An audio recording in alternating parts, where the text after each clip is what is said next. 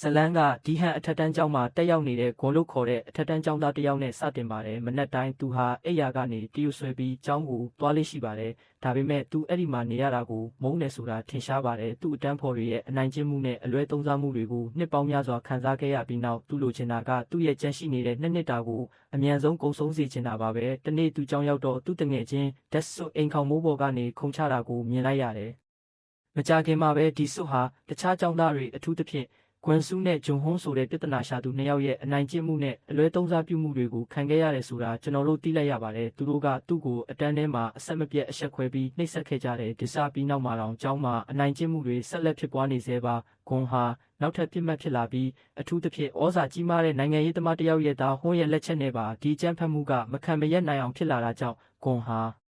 ာသူ့အသက်ကိုတတ်ဖို့အကြိမ်ကြိမ်စဉ်းစားနေပေမဲ့ခံနိုင်ရင်မရှိပါဘူး။တနေ့မှာကွမ်ဆူးကဂွန်ကိုလူတိုင်းရှိမှရက်ဆက်ရိုက်နှက်နေတယ်။ပြန်မတိုက်ခိုက်နိုင်တော့ပဲចောင်းသားများကြည့်နေစဉ်ဂိုင်ယွန်ကငိုကြွေးလိုက်ပြီးရုတ်တရက်သစိမ်းတစ်ယောက်ပေါ်လာပြီးကွမ်ဆူးကိုလက်သီးတစ်ချက်နဲ့လဲကျစေလိုက်တဲ့ထို့နောက်လှုပ်ဝက်ဆန်းကျဲသောလူသည်ကွမ်ဆူးကိုအလွန်ပြင်းထန်စွာရိုက်နှက်သဖြင့်အနိုင်ကျင့်သူသည်ကိုပင်မကာကွယ်နိုင်တော့ပေတကြောင်လုံးအံ့အားသင့်သွားကြပြီးဒီလူကဘသူလဲလို့တွေးနေကြတယ်မကြခင်မှာပဲဟာရောက်လာပြီးသူ့နာမည်ကိုသိချင်တယ်လို့တောင်းဆိုပါတယ်ចောင်းသားအများစုကသူ့ကိုဆရာအစ်စ်လို့ယူဆကြပေမဲ့အဲ့ဒီလူကသူ့ကိုသူပညာရေးအခွင့်အရေးကာကွယ်ရေးဗျူရိုကစစ်ဆေးရေးမှုကျန်လို့မိတ်ဆက်ပါတယ်သူ့ရဲ့မှတ်ပုံတင်ကတ်ကိုပြသရင်းကျောင်းတွေမှာအကြမ်းဖက်မှုနဲ့အလွဲသုံးစားပြုမှုတွေကိုတိုက်ဖျက်ဖို့ဒီအဖွဲ့အစည်းကိုမကြသေးခင်ကမှတည်ထောင်ခဲ့တာဖြစ်ပြီးဒီဟွန်အထက်တန်းကျောင်းကသူတို့ရဲ့ပထမဆုံးတာဝန်ကျရနေရဖြစ်တယ်လို့ရှင်းပြပါတယ်ကျောင်းသားတွေကအသစ်ရောက်လာတဲ့ကျောင်းသားအကြောင်းစိတ်ဝင်စားနေကြတယ်နောက်ပိုင်းမှာဂျင်းကသူတို့ရဲ့စာသင်ခန်းထဲဝင်ပြီးအခုကစပြီးသူတို့ကိုတင်ပေးတော့မယ်လို့ကြေညာပါတယ်တက်ရောက်နေစဉ်ဒါဆို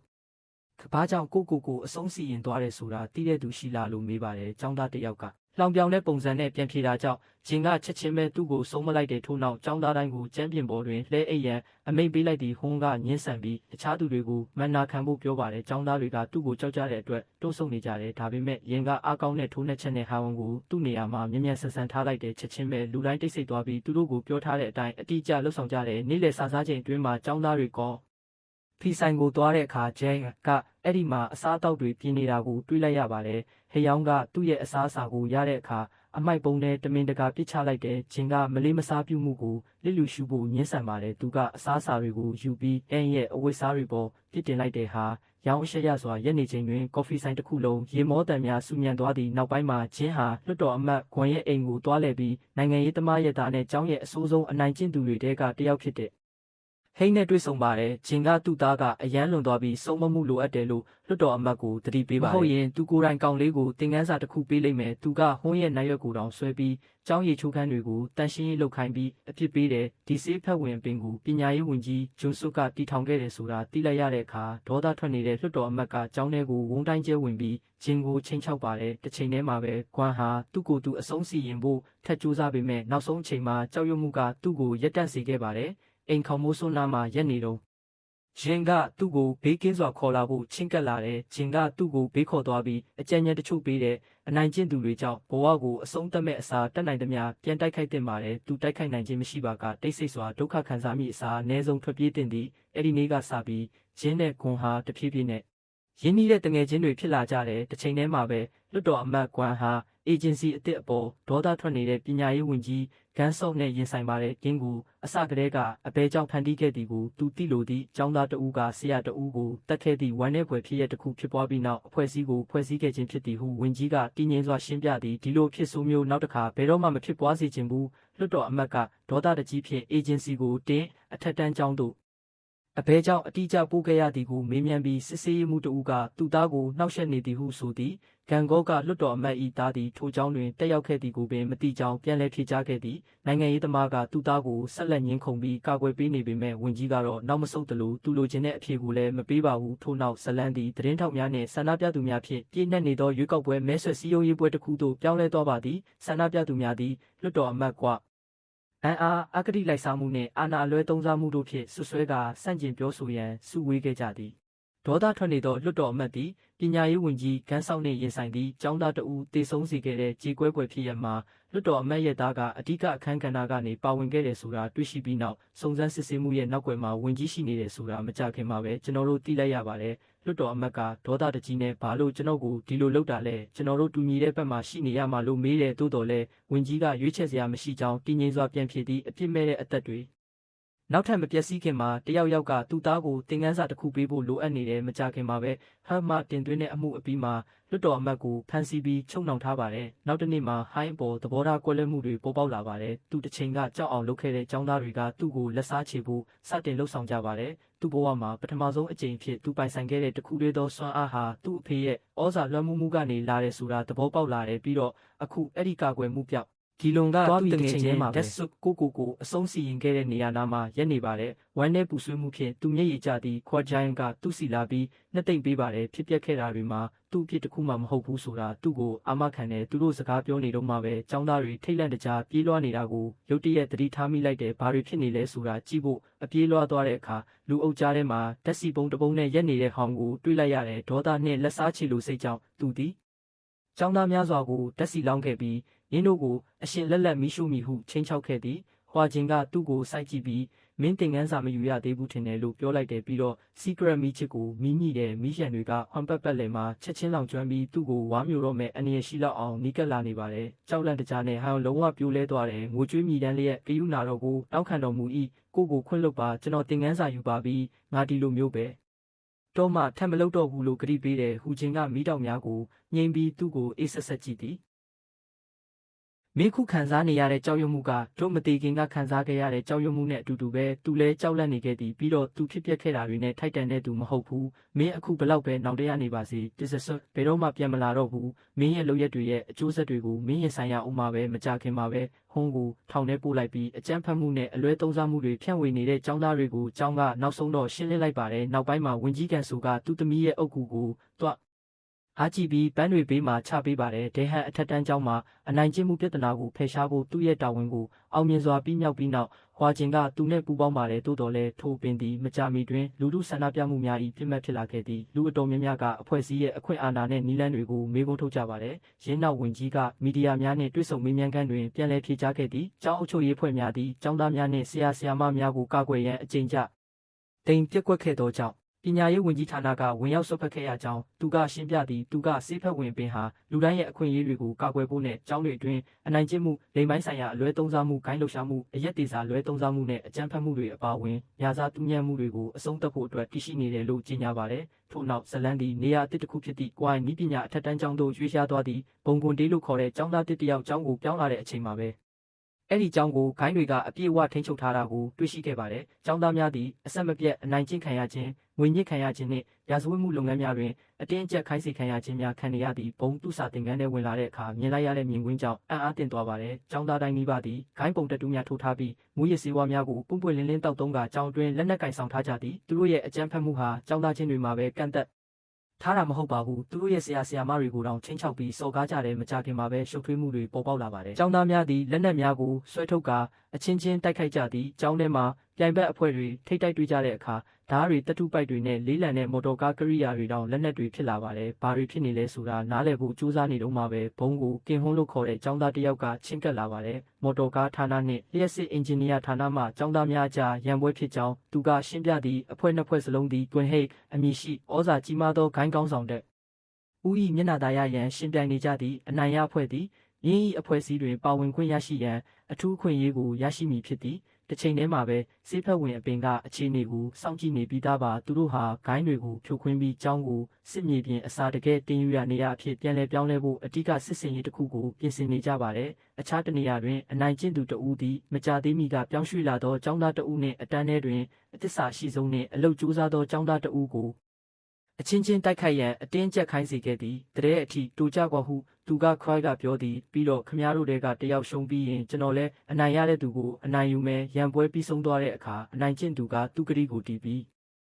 အားနည်းတဲ့ကျောင်းသားကိုရိုက်နှက်ပါတယ်ဘာပဲဖြစ်ဖြစ်ဒီကောင်လေးကကျောင်းရဲ့အကြိုက်ဆုံးသားကောင်ဖြစ်တယ်ဆိုတာရှင်းနေပါတယ်သူကဆင်းရဲတဲ့တိတ်ဆိတ်တဲ့ပညာရေးကိုအပြည့်အဝကြိုးစားတဲ့အဆက်မပြတ်နှိပ်စက်ခံရပေမဲ့လည်းပညာရေးရဖို့နဲ့သူ့ဘဝကိုပြောင်းလဲဖို့အိမ်မက်မက်နေတဲ့ဘုံကသူနဲ့မြင်မြန်ဆန်ဆန်မိတ်ဆွေဖြစ်လာပြီးသူ့ရဲ့ခက်ခဲတဲ့အခြေအနေတွေအကြောင်းပိုလေ့လာလာတဲ့သူ့ကိုပိုနားလဲခြင်းတဲ့အတွက်ကောင်လေးရဲ့အိမ်ကိုတောင်သွားလဲပြီးနေတိုင်းရင်ဆိုင်နေရတဲ့အခက်အခဲတွေကိုမြင်တွေ့တယ်နောက်တစ်နေ့မနက်မှာဟောအချင်းကဂွမ်နီးပညာအထက်တန်းကျောင်းကိုရောက်လာတယ်။သူကကင်ဟွန်းစီချင်းကပ်ပြီးနေတိုင်းလိုရိုက်နှက်ခံရတာတောင်ဘာလို့ကျောင်းဆက်တက်နေတာလဲလို့မေးတယ်။ကင်ကဖြေဆိုဖို့ရုန်းကန်နေရပေမဲ့ဟွာချင်းကသူ့ရဲ့အမှုကိုစုံစမ်းစစ်ဆေးနေပြီလို့ဖွင့်ထားတယ်။သူတို့ရဲ့နောက်ထပ်မစ်ရှင်ကတရားဝင်စတင်ပါပြီးတော့ကျောင်းသားတစ်ယောက်လိုဟန်ဆောင်နေတဲ့ဘုံကတကယ်တော့ဘုံရဲ့လှုပ်ဝက်အဖွဲ့ဝင်တစ်ယောက်ဖြစ်ပြီးကျောင်းကိုထိန်းချုပ်ထားတဲ့ဂိုင်းတွေကိုဖယ်ရှားဖို့စစ်စင်ရေးရဲ့အစိပ်ပိုင်းတစ်ခုဖြစ်တယ်ဆိုတာဖော်ထုတ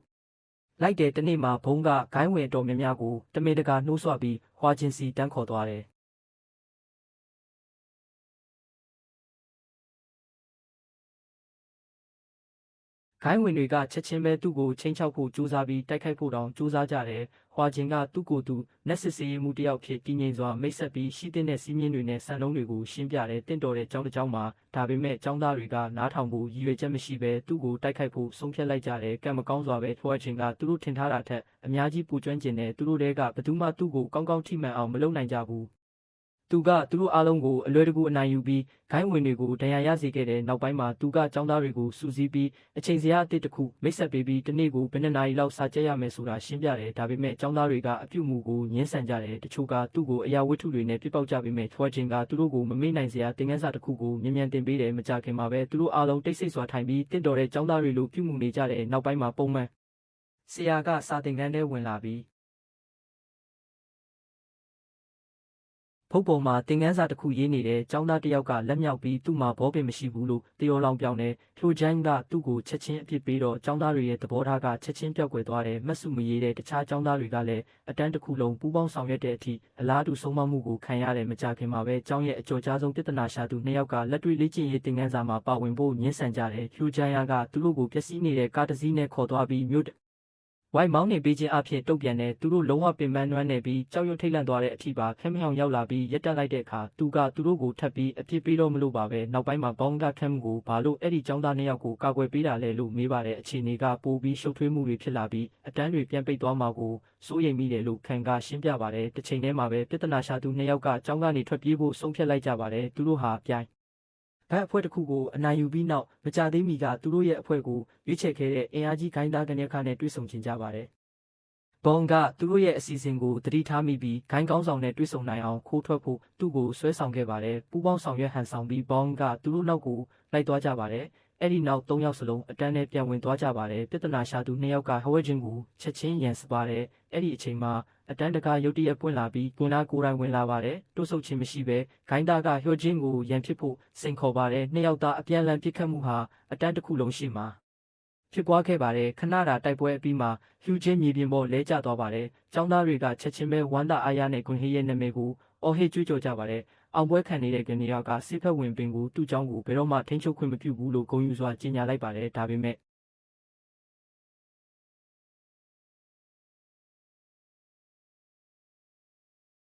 လူချင်းကဖြည်းဖြည်းချင်းပြန်ထလာပါတယ်သူကရှုံးနေဟန်ဆောင်နေုံမှာပဲခဏအတွင်းမှာပဲသူကပြင်းထန်တဲ့တံပြန်တိုက်ခိုက်မှုတစ်ခုစတင်ပြီးဂုံနှဟိုက်ကိုအားကောင်းတဲ့လက်သီးတွေနဲ့အနိုင်ယူခဲ့ပါတယ်ပြီးတော့ကန်ရက်ကူဖမ်းဆီးဖို့ကဟျူချင်းရဲ့ရည်ရွယ်ချက်ဖြစ်တယ်ဆိုတာကျွန်တော်တို့သိလိုက်ရပါတယ်ဂိုင်းစတာဟာចောင်းသားတွေကိုဂိုင်းဝင်တွေအဖြစ်ပြောင်းလဲပြီးအချင်းချင်းတိုက်ခိုက်ဖို့နဲ့ထိခိုက်နစ်နာစေဖို့အားပေးခဲ့တဲ့အဓိကပုဂ္ဂိုလ်ပါသူ့ကိုအနိုင်ယူပြီးတဲ့နောက်ဟျူချင်းကသူ့ကိုတန်ကြိုးတွေနဲ့ချီနှောင်ပြီးသူ့နောက်လိုက်တွေရှိကိုဆွဲခေါ်သွားပါတယ်ဂိုင်းဝင်တွေဟာသူတို့ရဲ့ခေါင်းဆောင်ကိုကယ်တင်ဖို့ချက်ချင်းအပြေးလွှားပြေးသွားကြပေမဲ့သူ့လောက်တော့မအောင်မြင်ပါဘူးဟူဂျင်ကသူတို့ကိုတယောက်ပြီးတယောက်အနိုင်ယူပြီးသူတို့ရဲ့တိုက်ပွဲစိတ်ဓာတ်ကိုလုံးဝချိုးဖျက်လိုက်ပါတယ်ចောင်းသားတွေကအံ့အားသင့်စွာကြည်နေကြပါတယ်သူတို့တွေကအများစုဟာနှစ်ပေါင်းများစွာအနိုင်ကျင့်သူတွေနဲ့ဂိုင်းစတားတွေလိုပြုမှုခဲ့ကြပါတယ်ဒါပေမဲ့အခုတော့သူတို့ကြောက်လန့်နေကြပါပြီတယောက်ပြီးတယောက်ဝကြချင်းကိုခ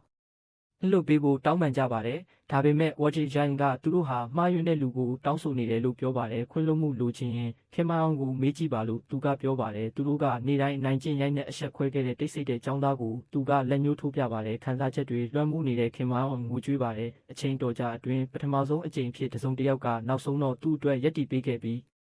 သူထိုက်တန်တဲ့တရားမျှတမှုကိုပေးခဲ့တယ်ဟူဂျန်က ကျောင်းတစ်ကျောင်းလုံးကိုမိန့်ခွန်းပြောခဲ့တယ်စာမတင်ခြင်းရင်ထွက်သွားလို့ရတယ်ဒါပေမဲ့တခြားသူတစ်ယောက်ရဲ့ပညာရေးအတွက်ဘယ်တော့မှအတားအဆီးမဖြစ်တော့ဘူးပိုကောင်းတဲ့အနာဂတ်ကိုတည်ဆောက်ဖို့ကြိုးစားနေတဲ့ကျောင်းသားတစ်ယောက်ကိုဘယ်တော့မှမနှောက်ယှက်ပါနဲ့အဲ့ဒီစကားတွေနဲ့ဂွိုင်းနီးပညာအထက်တန်းကျောင်းကအကျက်တဲဟာနောက်ဆုံးတော့အဆုံးသတ်သွားပါပြီအဲ့ဒီအချိန်ကစပြီးတတူးတွေမူရစ်စေဝါတွေဂိုင်းလှုပ်ရှားမှုတွေအကြမ်းဖက်မှုနဲ့အနိုင်ကျင့်မှုတွေကိုကျောင်းမှာလုံးဝပိတ်ပင်ထားပါတယ်ကျောင်းဝင်းဟာစစ်မြေပြင်ကနေတင်ယူရနေရတစ်ခုအဖြစ်တဖြည်းဖြည်းပြောင်းလဲသွားပါတယ်သူတို့ရဲ့တာဝန်ပြီးဆုံးပြီးနောက်ဟိုဂျဲနဲ့ဘုံတို့ဟာပညာရေးဝန်ကြီးဌာနကိုပြန်လာပြီးသူတို့ရဲ့အောင်မြင်မှုကိုတင်ပြကြပါတယ်အဲ့ဒီညမှာဟိုဂျဲတယောက်တည်းအိမ်ပြန်လာပါတယ်မြို့ကတိတ်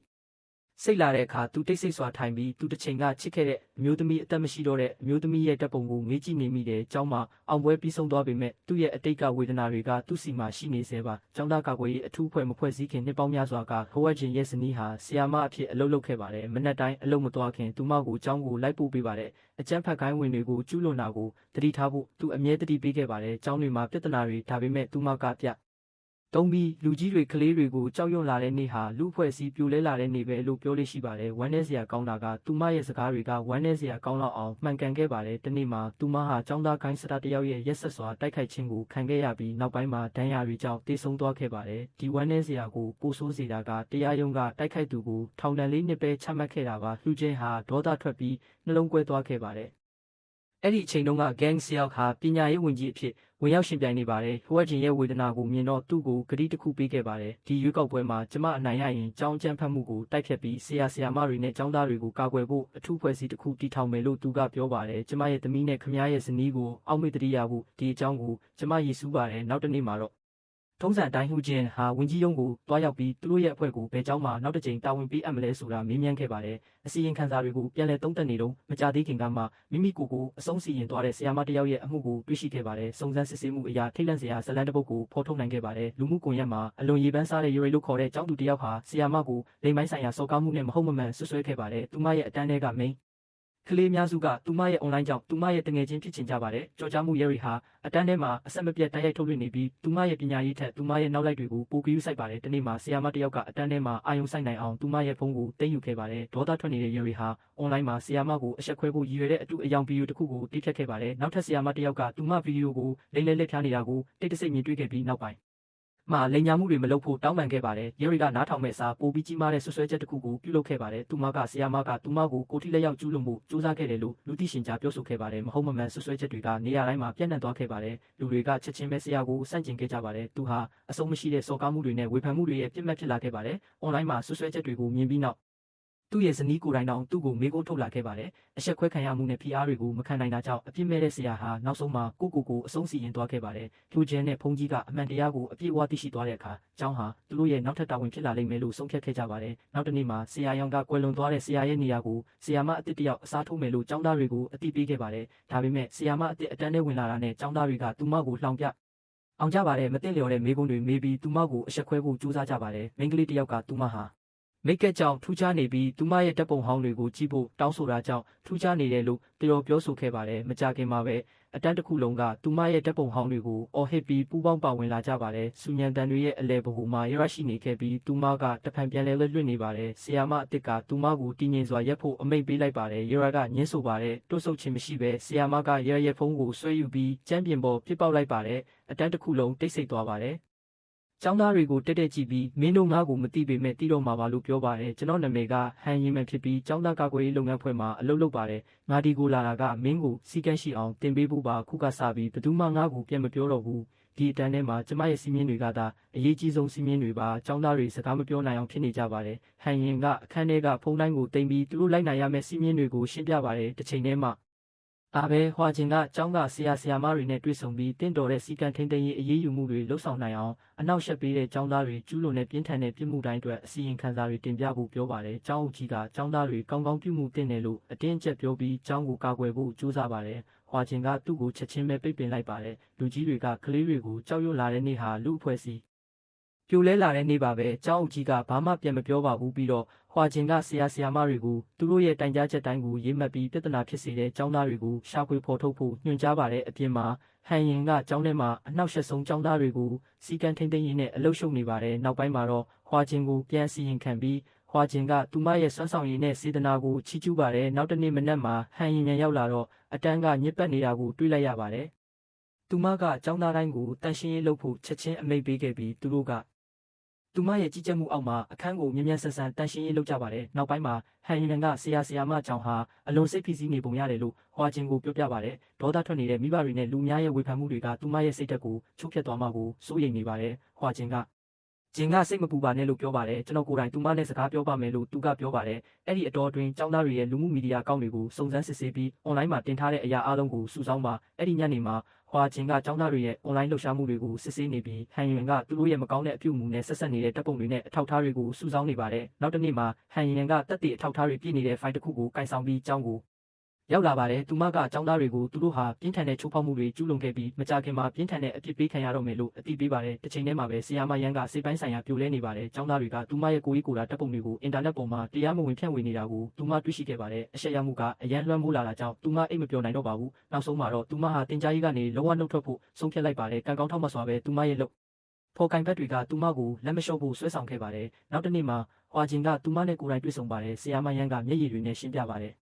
အွန်လိုင်းမှာပြန့်နှံ့နေတဲ့ပုံတွေကြောင့်သူမဟာအလွန်ဆိုးရွားတဲ့လူတစ်ယောက်လို့လူတိုင်းကယုံကြည်နေကြတယ်လို့ဆိုပါတယ်။အဲ့ဒီအတွက်ဟွာဂျင်ကသူ့ရဲ့ဇလန်းကိုမျှဝေပါတယ်။ကျောင်းမှာအကြမ်းဖက်မှုကြောင့်အသက်ဆုံးရှုံးခဲ့ရတဲ့ကျင်နာပြီးစူးစမ်းအားထုတ်တဲ့ဆရာမတစ်ယောက်ဖြစ်တဲ့သူ့ဇနီးအကြောင်းပြောပြပါတယ်ပြီးတော့မမျှော်လင့်ထားတဲ့အရာတစ်ခုကိုပြသပါတယ်။အွန်လိုင်းမှာအမုန်းတရားတွေပြန့်နှံ့နေတဲ့ message တွေထဲမှာကျောင်းသားတချို့ကသူမကိုထောက်ခံအားပေးတဲ့စာတွေတိတ်လေးရေးသားခဲ့ကြပါတယ်။သူမရဲ့ကြ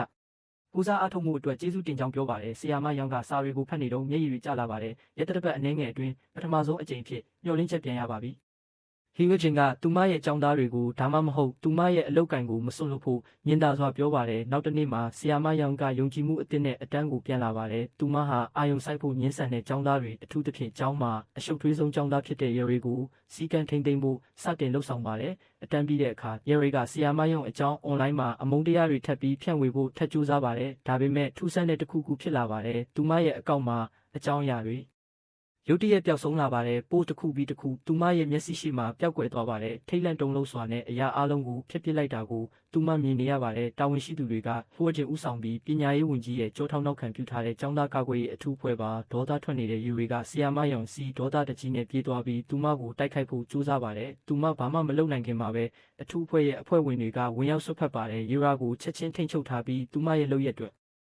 အတွက်ပြင်းထန်တဲ့စီကံထိန်းသိမ်းရေးပြစ်ဒဏ်ပေးခံရပါတယ်။ကျောင်းသားကာကွယ်ရေးအထူးအဖွဲ့ဟာအခြေအနေကိုပြန်လည်ထိန်းသိမ်းရမှာထပ်မံအောင်မြင်ခဲ့ပါတယ်။နောက်ဆုံးမှာတော့ပညာရေးဝန်ကြီးကသတင်းစာရှင်းလင်းပွဲတစ်ခုကျင်းပပြီးဆိုမိန်းကလေးကျောင်းမှာလှုပ်ရှားနေတဲ့အကြမ်းဖက်အမျိုးသမီးကိုင်းဟာဖျက်သိမ်းလိုက်ပါပြီ။ကျောင်းဟာနောက်ဆုံးတော့ဆရာမတွေကြောက်ရွံ့မှုမရှိဘဲတင် जा နိုင်ပြီးကျောင်းသားတွေဟာအနိုင်ကျင့်မှုအကြမ်းဖက်မှုဒါမှမဟုတ်လူမှုမီဒီယာလွဲသုံးစားမှုတွေနဲ့ချင်းချောက်မှုမရှိဘဲတင်ယူနိုင်တဲ့ဘေးကင်းတဲ့နေရာတစ်ခုဖြစ်လာပါပြီ။နောက်ထပ်မစ်ရှင်တစ်ခုပြီးမြောက်ခဲ့ပြီးဟောဂျင်းရဲ့အဖွဲ့ကအပြစ်မဲ့သူတွေကိုကာကွယ်ဖို့နဲ့ကျောင်းတွေတွင်တရားမျှတမှုကိုပြန်လည်ထူထောင်ဖို့ဘာကြောင့်သူတို့ကိုဖွဲ့စည်းခဲ့တာလဲဆိုတာကိုထပ်မံသက်သေပြခဲ့ပါတယ်။ပညာရေးဝန်ကြီးကိုစန့်ကျင်တဲ့နိုင်ငံရေးသမားတစုကသတင်းစာရှင်းလင်းပွဲတစ်ခုကျင်းပတဲ့အခါဇလန်းကဆက်လက်ဖြစ်ပေါ်နေပါတယ်။သူတို့ကဝန်ကြီးကိုမယိုသားဘူးလို့ဆွဆွဲပြီးကျောင်းသားကာကွယ်ရေးအထူးတပ်ဖွဲ့ဟာကျောင်းသားတွေကိုကာကွယ်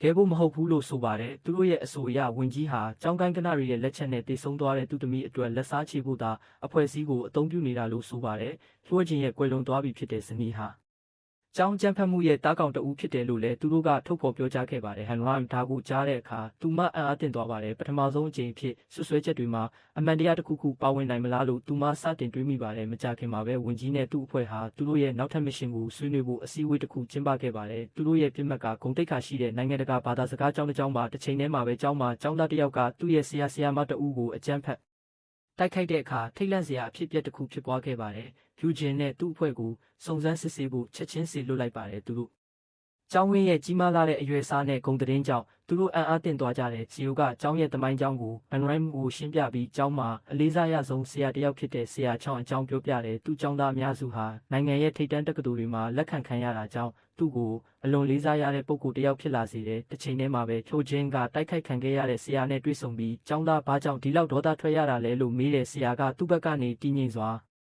ရှင်းပြတဲ့စကားဝိုင်းအတွင်းမှာဖြိုဂျင်းကသူ့ကျောင်းသားတွေကိုမကြာခဏပြောလို့ရှိတဲ့နာမည်ကြီးစကားစုဖြစ်တဲ့ကိုယ့်ရဲ့အရေးချင်းတဲ့စွမ်းရည်တွေကိုအမြဲယုံကြည်ပါလို့ပြောတဲ့အခါဖြိုဂျင်းကပြုံးပြီးလက်ခုပ်တီးတဲ့ဆရာရဲ့ပညာရေးဆိုင်ရာတွေးခေါ်ကိုသူတကယ်အထင်ကြီးနေပုံရတယ်တခြားနေရာတစ်ခုမှာရိုင်းကဆရာကိုတိုက်ခိုက်ခဲ့တဲ့ကျောင်းသားကို အင်တာဗျူးတွေကောင်လေးကဒေါသထွက်ပြီးပူပေါင်းဆောင်ရွက်ဖို့ညင်းဆိုတယ်ငါအမှန်တိုင်းပြောရင်မင်းငါ့ကိုဘလို့မှမယုံဘူးတဲ့မင်းကြိုက်တာလုံးငါ့ကိုအပြစ်ပေးပါဒါမှမဟုတ်ငါ့ကိုဖမ်းဆီးပါနိုင်းကသူ့ကိုငြိမ်းအောင်စူးစမ်းပေမဲ့သူတိတ်ဆိတ်နေတဲ့စုံစမ်းစစ်ဆေးမှုတွေဆက်လက်လှုပ်ဆောင်နေတော့ခွာချင်းကတခြားចောင်းသားတယောက်ကိုအင်တာဗျူးတယ်သူမကဆရာချမ်းကိုကြီးကျယ်ခမ်းနားတဲ့ဂုံသတင်းကိုယူဆောင်လာတဲ့အလွန်ကောင်းမွန်တဲ့ပညာရေးပညာရှင်တယောက်ဖြစ်ဖော်ပြတဲ့အကြောင်းသူမရဲ့အဆိုအရသူဟာသူ့ចောင်းသားတွေအတွက်ပင်ပန်းပန်းလှုပ်ပေးပြီးသူတို့ရဲ့အောင်မြင်မှုတွေအောင်မြင်တဲ့အခါတော့ဂုဏ်ပြုတယ်လို့ဆိုပါတယ်တစ်ချိန်တည်းမှာပဲဟန်ရင်ရန်ဟာဆိုရန်နဲ့စကားပြောခဲ့ပြီးအဲ့ဒီចောင်းသားဟာရန်ဟာကျောင်းရဲ့အဆင့်အမြင့်ဆုံးကျောင်းသားတွေကတယောက်ဖြစ်တယ်လို့သူမကိုအတိပေးခဲ့ပါတယ်အမှန်တရားကိုဖော်ထုတ်ဖို့စိတ်ပိုင်းဖြတ်ထားတဲ့ဟန်ရင်မှန်ဟာဟန်ကိုထပ်မေးပါတယ်ကျောင်းမှာအကောင်းဆုံးကျောင်းသားတယောက်ကလေးစားခံရတဲ့ဆရာတယောက်ကိုရုတ်တရက်တိုက်ခိုက်တာဘာကြောင့်လဲလို့သူမကမေးပါတယ်အစပိုင်းမှာတော့သူကဖြေဆိုဖို့ညှင်းဆိုခဲ့ပါတယ်ဖိအားပေးခံရပြီးနောက်မှသာအမှန်တရားကိုနောက်ဆုံးမှဖော်ထုတ်နိုင်ခဲ့ပါတယ်ဆရာချယွန်းကတရားမဝင်လုပ်ကင်နေတယ်လို့လူသိရှင်ကြားဆွဆွဲပြီးနောက်သူ့မိသားစုရဲ့စားတောက်ဆိုင်ကိုပိတ်လိုက်ရတယ်လို့သူကရှင်းပြပါတယ်ရလက်အနေနဲ့သူ့မိသားစုဟာငွေကြေးအကျပ်တဲနဲ့ရင်ဆိုင်ခဲ့ရပါတယ်သူတို့ဟာသူ့ရဲ့ကျူရှင်ကိုတတ်နိုင်ခဲ့ပါတယ်နောက်ပိုင်းမှာသူ့မိဘတွေကသူ့ရဲ့ပညာရေးကိုဆက်လက်ကူညီဖို့ကိုပိုင်ကျူရှင်ဆရာတယောက်ကိုငှားရမ်းခဲ့ပါတယ်ဒါပေမဲ့ဆရာချောင်ကကျူရှင်ဆရာကိုလည်းသူ့ကိုစွန့်ပစ်ဖို့ဖိအားပေးခဲ့တာကြောင့်ဟာယန်ဟာဘယ်မှလိုက်စရာမရှိအောင်ဖြစ်သွားခဲ့ပါတယ်တစ်ချိန်တည်းမှာပဲဆရာချာယွန်းကဟွာဂျင်ကိုကိုယ်တိုင်အင်တာဗျူးလုပ်ပါတယ်ဟန်ဟာမာနကြီးပြီးအတန်းကိုမကြာခဏနှောက်ယှက်တတ်ပြီးသင်ခန်းစာတွေအတွင်းထွက်သွားတတ်ပြီးအမြဲတမ်းပြဿနာရှာတတ်တယ်လို့သူကပြောပါတယ်။အံ့ဩစရာကောင်းတာကဟွာဂျင်ကရှင်းပြချက်ကိုကျေနပ်ပုံရပါတယ်။ဒါပေမဲ့ဟန်ရီမန်ကဒေါသထွက်နေပါတယ်။သူမကသူ့ကိုတိုက်ရိုက်ရင်ဆိုင်ပါတယ်။ဘာလို့တစ်ဖက်သက်ပဲနားထောင်နေတာလဲလို့သူမကမေးတယ်။ကျမတို့အမှန်တရားကိုရှာဖွေရမှာငါတို့အလုပ်ကိုတကယ်လုပ်ရမယ့်ပုံစံကဒါပဲလား။ဟွာဂျင်ကသူမကိုအလင်းစလိုကောက်ချက်မချဖို့နဲ့ဆက်လက်စုံစမ်းစစ်ဆေးဖို့ပဲပြောပါတယ်။နောက်ပိုင်းမှာဆရာယုံကအရင်ပညာသင်ကြားခဲ့တဲ့ပုဂ္ဂလိကအကြောင်းကိုတွားလဲပါတယ်။အဲ့ဒီမှာဟင်းရဲ့ကျူရှင်ဆရာဟောင်းနဲ့တွေ့ဆုံပြီးကျူရှင်ဆရာနဲ့ဆရာချင်းကြားကလူဝက်ဆက်နွယ်မှုကိုဖော်ထုတ်ခဲ့ပါတယ်။တက်တီအထောက်ထားတစ်တွေနဲ့တူဟောဂျင်ကဆရာချောင်းကိုရင်ဆိုင်ခဲ့ပါတယ်။ပုဂ္ဂလိကကျောင်းနဲ့ဆရာချင်းကကျောင်းသားအဆင့်သတ်မှတ်ချက်တွေကိုဘယ်လိုလှုပ်ဝက်ချလဲနေလဲဆိုတာကိုသူရှာဖွေတွေ့ရှိခဲ့တယ်လို့ဖွင့်ဟခဲ့ပါတယ်။ချမ်းသာတဲ့မိသားစုတွေကသူတို့ရဲ့ကလေးတွေကိုအမှတ်အများဆုံးရအောင်အခွင့်အရေးနေတဲ့ကျောင်းသားတွေကိုအဆင့်နှိမ်အောင်ရည်ရွယ်ချက်ရှိတွန်းအားပေးဖို့သူ့ကိုငွေပေးချဒီကြပါတယ်ဆရာချန်ကချက်ချင်းဒေါသထွက်ပြီးဒေါသတကြီးနဲ့ထွက်ပြေးသွားပါတယ်နောက်တစ်နေ့မှာသူ့သမီးကိုအမှတ်များများရအောင်အလွန်မင်းလိုချင်နေတဲ့ချမ်းသာတဲ့မိဘတစ်ယောက်နဲ့တိတ်တိတ်လေးတွေ့ဆုံခဲ့ပါတယ်သူမကသူ့ကလေးအတွက်အမှတ်ညံ့တာကိုလက်မခံပဲဆရာချောင်းကမိန်းကလေးကိုအမှတ်ကောင်းကောင်းနဲ့အောင်မြင်အောင်လုပ်ပေးမယ်လို့ယုံကြည်စိတ်ချစွာကတိပေးခဲ့ပါတယ်တစ်ချိန်တည်းမှာပဲအန်ရန်ကတော့ဟောဂျင်ကိုယုံကြည်ဖို့ရုန်းကန်နေရဆဲပါသူ့အပေါ်ဆွဆွဲချက်တွေကမှန်ကန်နေမလားဆိုပြီးစိုးရိမ်ပူပန်နေပြီးသူကပတ်မလိုက်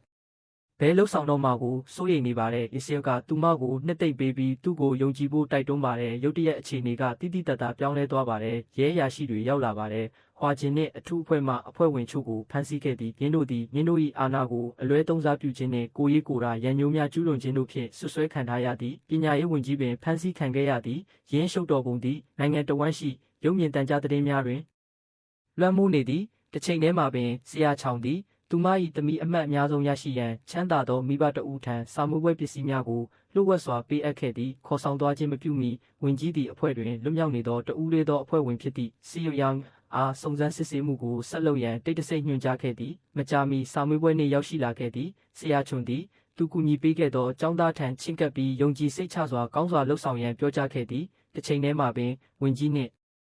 လင်း၏အဖွဲ့သည်တရားရုံးသို့ခေါ်ဆောင်ခံရပြီးအစိုးရရှိနေများကအထူးအဖွဲ့ကိုလက်စားချီရန်ကရိယာတစ်ခုအဖြစ်အသုံးပြုသည်ဟုဆွဆွဲကြသည်ထို့နောက်အရာအလုံးပြောင်းလဲသွားကြသည်ဆရာချောင်းသည်စာမွေးပွဲစာရွက်များကိုအစားထိုးထားသည်ကိုရုတ်တရက်တွေ့ရှိခဲ့သည်ထိတ်လန့်တကြားဖြင့်သူသည်အတန်းထဲသို့အပြေးလွှားဝင်ရောက်ပြီးစာမွေးပွဲကိုရပ်တန့်ရန်ကြိုးစားတော်လဲဟွာဂျင်ပေါ်လာပြီးတည်ငြိမ်စွာအမှန်တရားကိုဖော်ထုတ်ခဲ့သည်အထူးအဖွဲ့သည်စာမွေးပွဲများကိုပြောင်းလဲခဲ့သည်မင်းတို့၏စစ်စင်ရေးအောင်မြင်ခဲ့သည်ဆရာချန်၏အဂတိလိုက်စားမှုကိုလူတိုင်းရှိတွင်ဖော်ထုတ်ခဲ့သည်သူ၏လှုပ်ဝက်ဆက်ဆံမှုများအထောက်အထားများမှတ်တမ်းများနှင့်စကားပြောဆိုမှသူများကိုအများပြည်သူရှိတွင်ဖော်ထုတ်ခဲ့သည်ကျောင်းတစ်ကျောင်းလုံးမိတို့လှုပ်ဆောင်ရမည်ကိုသိရှိခဲ့ကြသည်သူဟာချမ်းသာတဲ့မိသားစုတွေစီကအကူအညီတွေယူပြီးကျောင်းသားရလက်တွေကိုချဲလဲခဲ့ပါတယ်ပေါက်ကြားသွားတဲ့စာမွေးပွဲကိုဖြည့်ဆို့ခဲ့တဲ့ကျောင်းသားဟာရှက်ရှုံမှုနဲ့နစ်မြုပ်နေပြီးအထောက်အထားတွေကိုဖျက်ဆီးဖို့ကြိုးစားပေမဲ့နောက်ကျသွားပါပြီတစ်ချိန်တည်းမှာပဲထောဂျင်ဟာခိုင်ယုံနဲ့တွေ့ဆုံပြီးသူကြားရဖို့အချိန်တော်ကြာစောင့်မျှော်ခဲ့ရတဲ့အရာတစ်ခုကိုပြောပြခဲ့ပါတယ်မင်းပြောတာတွေအားလုံးမှန်ပါတယ်ပထမဆုံးအကြိမ်ဖြစ်တစုံတစ်ယောက်ကသူခံစားခဲ့ရတဲ့မတရားမှုကိုနောက်ဆုံးတော့ဝန်ခံခဲ့ပါတယ်။တစ်ချိန်တည်းမှာပဲပညာရေးဝန်ကြီးဟာဆွဆွဲချက်အားလုံးကိုအောင်မြင်စွာကာကွယ်ခဲ့ပါတယ်။လူထုရှိမှရက်ပြီးအဂတိလိုက်စားတဲ့နိုင်ငံရေးသမားတွေချမ်းသာတဲ့မိဘတွေနဲ့ဩဇာကြီးမားတဲ့ပုဂ္ဂိုလ်တွေရဲ့လျှို့ဝှက်ရာဇဝတ်မှုတွေကိုတဦးချင်းစီဖော်ထုတ်ခဲ့ပါတယ်။သူတို့ရဲ့နာမည်တွေကိုပွင့်ပွင့်လင်းလင်းဖော်ပြပြီးသူတို့ရဲ့ကလေးတွေအတွက်မတရားတဲ့အကျိုးကျေးဇူးတွေ ရရှိအောင်ဆရာမတွေကိုဘလို့လက်ထိုးခဲ့တယ်ဆိုတာကိုရှင်းပြပါတယ်ပုံအောင်စရာနေရာမရှိဘူးလို့သူကြေညာပါတယ်မင်းဘလောက်ပဲအာဏာရှိငါတို့မင်းကိုရှာတွေ့လိမ့်မယ်နောက်ဆုံးမှာចောင်းသားကာကွယ်ရေးအထူးတပ်ဖွဲ့ဟာနောက်ထပ်အောင်ပွဲကြီးတစ်ခုကိုရရှိခဲ့ပါတယ်မတရားခံခဲ့ရတဲ့ចောင်းသားဟာတရားမျှတမှုကိုပြန်လည်ရရှိအောင်လှုံ့ဆော်ပေးတဲ့အတွက်အဖွဲ့ကိုကိုယ်တိုင်ကျေးဇူးတင်ကြောင်းပြောကြားဖို့တွားရောက်ခဲ့ပါတယ်နောက်ဆုံးမှာတော့တစ်ချိန်ကလူတိုင်းချီးကျူးလေးစားခဲ့တဲ့ဆရာကျွန်းဟာအဂတိလိုက်စားမှလိမ်လည်မှုနဲ့တူလန်းညွန်ရမယ့်ចောင်းသားတွေကိုတစ္ဆာဖောက်မှုတွေနဲ့ဖမ်းဆီးခံခဲ့ရပါတယ်။အမှန်တရားဖော်ထုတ်ခံရပြီးတရားမျှတမှုအောင်ပွဲခံပြီးတခြားကြောင်းတစ်ကြောင်းလည်းလွတ်မြောက်ခဲ့ပါတယ်။ပညာရေးမျက်နှာဖုံးနောက်ကွယ်မှာအာဏာလွဲသုံးစားလုပ်ခဲ့သူတွေဇလန်းကအခုခါမှာတော့ဟာကြောင့်မူလာတန်းကျောင်းကမူလာတန်းကျောင်းဆရာမချွိုင်းကျွန်းဆိုတဲ့အမျိုးသမီးတစ်ယောက်ကိုမိတ်ဆက်ပေးထားပါတယ်။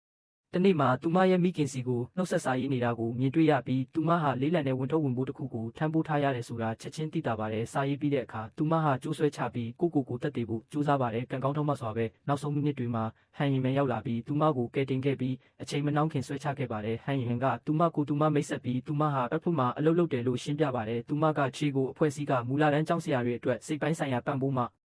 ဦးဆိုင်ရာအလုပ်ရုံဆွေးနွေးပွဲတစ်ခုကိုကျင်းပပေးနေတယ်လို့ပြောပြပြီးတက်ရောက်ဖို့ဖိတ်ခေါ်ပါတယ်ချော်ကအစီအစဉ်မှာပါဝင်ခဲ့ပြီးအဖိတ်ကသူမရဲ့စိတ်ကျန်းမာရေးကိုပြန်လည်ကောင်းမွန်လာစေဖို့အာရုံစိုက်နိုင်အောင်တင် जा ရေးကနေယာယီခွင့်ယူဖို့စီစဉ်ပေးထားကြောင်းအသိပေးခံရပါတယ်ပြီးတော့ချော်ရဲ့မိခင်ကရပ်ဖွားရုံးကိုကိုယ်တိုင်လာရောက်လည်ပတ်ပြီးထွားချင်းကိုသူမရဲ့သမီးကိုကူညီပေးဖို့တောင်းပန်ခဲ့တယ်ဆိုတာကျမတို့သိခဲ့ရပါတယ်ချော်ဟာစိတ်ပိုင်းဆိုင်ရာမတည်မငြိမ်ဖြစ်လာပြီးမိမိကိုယ်တက်တည်ဖို့ကြံစည်နေတယ်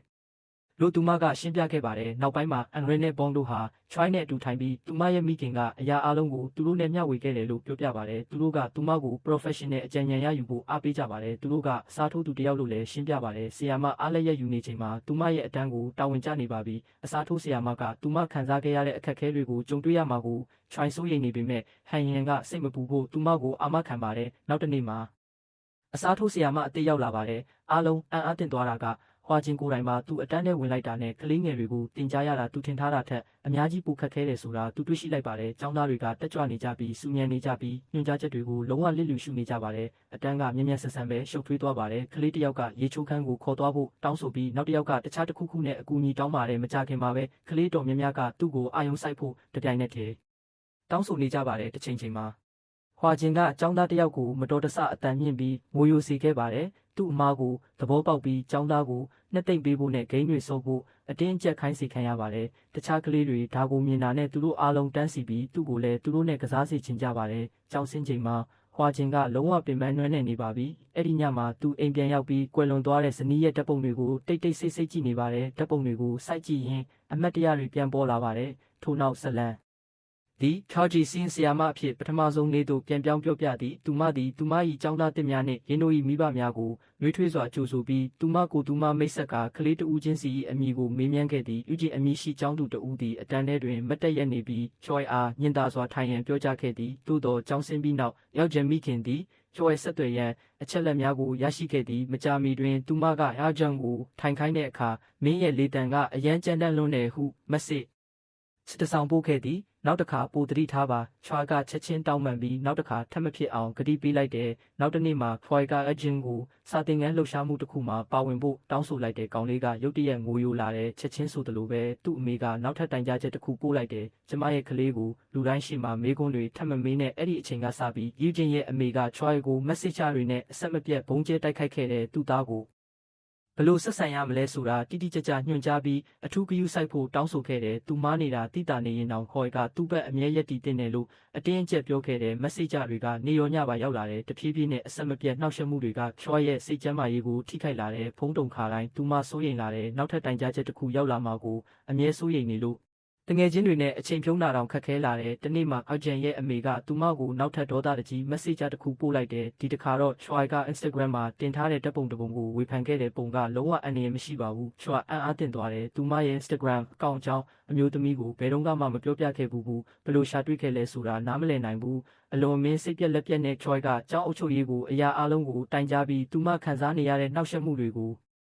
ရှင်းပြခဲ့တယ်။သူမကိုကူညီမဲ့စာကြောင်းအုပ်ကြီးကသူမကိုအပြစ်တင်လိုက်တယ်မင်းရဲ့ Instagram အကောင့်ကိုပြောင်းလိုက်ပါလို့ကျောင်းအုပ်ကြီးကပြောတယ်ပိုကောင်းတာကမင်းရဲ့လူမှုမီဒီယာအားလုံးကိုဖျက်ပစ်လိုက်ပါရင်ကွဲနေတဲ့ချွေဟာမျက်ရည်တွေနဲ့အိမ်ပြန်လာခဲ့တယ်အဲ့ဒီညမှာသူမရဲ့ Instagram အကောင့်ကိုဖျက်လိုက်တယ်သူမရဲ့ဂျာနယ်မှာသူမတင် जा ရေးကနေထွက်ပြီးရင်တနေ့နေ့မှာပြန်ဖွင့်မယ်လို့ရေးထားတယ်နောက်တနေ့မနက်မှာအရာအားလုံးရှိနေပေမဲ့အကောင်းဆုံးဖြစ်အောင်စူးစမ်းဖို့ဆုံးဖြတ်ထားတဲ့ချွေဟာကျောင်းကိုစောစောရောက်ပြီးအတန်းကိုအလှဆင်တယ်သူ သူမဟာရောင်စုံမီးတွေတက်ဆင်ပြီးအလှဆင်ပစ္စည်းတွေယူလာပြီးကလေးတွေအတွက်တင်ယူမှုကိုပိုပြောစရာကောင်းအောင်ကစားကွင်းတစ်ခုဖန်တီးပေးခဲ့တယ်။သူမဟာယူဂျင်နဲ့ဆက်ဆံရေးတည်ဆောက်ဖို့အချိန်ပိုပေးခဲ့တယ်။ဖြည်းဖြည်းချင်းနဲ့တေချာပေါက်ရှက်တတ်တဲ့ကောင်လေးဟာပွင့်ပွင့်လင်းလင်းပြောဆိုလာတယ်။သူဟာသူ့အတန်းဖော်တွေနဲ့ဆက်ဆံလာပြီးတခြားသူတွေနဲ့ပိုပြီးတက်တောင့်တက်တာဖြစ်လာတယ်။တနေ့မှာတခြားကလေးတွေနဲ့ကစားနေတော့ယူဂျင်ဟာတခြားကျောင်းသားတစ်ယောက်နဲ့ရန်ဖြစ်ပြီးသူတို့သုံးနေတဲ့အယုတ်တရုတ်နဲ့ကလေးရဲ့ရိုက်နှက်မှုကိုခံခဲ့ရတဲ့ချိုးဟာချက်ချင်းပဲသူ့ကိုရက်ပြီးကောင်းကောင်းဆုံးမချင်ခဲ့တယ်။ဒါပေမဲ့သူ့အမေကသူ့ကိုအကြိမ်ကြိမ်ပြောခဲ့တဲ့စကားတွေကိုသတိရသွားတယ်။ကျမသားမနေရင်တော့မင်းသူ့ဘက်မှာအမြဲရှိတဲ့ professional တာဝန်ယူမှုနဲ့နောက်ထပ်တိုင်ကြားချက်တစ်ခုကိုကြောက်ရွံ့မှုကြားမှာပိတ်မိနေတဲ့ချိုးဟာတွန်းဆုတ်နေခဲ့တယ်။နောက်ဆုံးမှာသူမကငိုနေတဲ့ကလေးကိုနှစ်သိမ့်ပေးပြီးနောက်ဝက်ဘက်ကိုလှည့်ပြီးညင်သာစွာပြောလိုက်တယ်တောင်းပန်ဖို့ဒါဟာအသေးအဖွဲဖြစ်ရလေးတစ်ခုသာဖြစ်ပေမဲ့သူမဘဝရဲ့အစိတ်ပိုင်းတိုင်းကိုထိန်းချုပ်ဖို့စိတ်ပိုင်းဖြတ်ထားတဲ့မိဘတစ်ယောက်စီကနေကိုကာကွယ်ဖို့ဘလောက်တောင်ပိတ်မိနေလဲဆိုတာကိုပြသနေပါတယ်။နောက်တစ်နေ့မှာယူဂျင်နဲ့ဆူဂျန်ရဲ့မိခင်တွေကိုသူတို့ရဲ့ကလေးတွေကြားကအဖြစ်ပ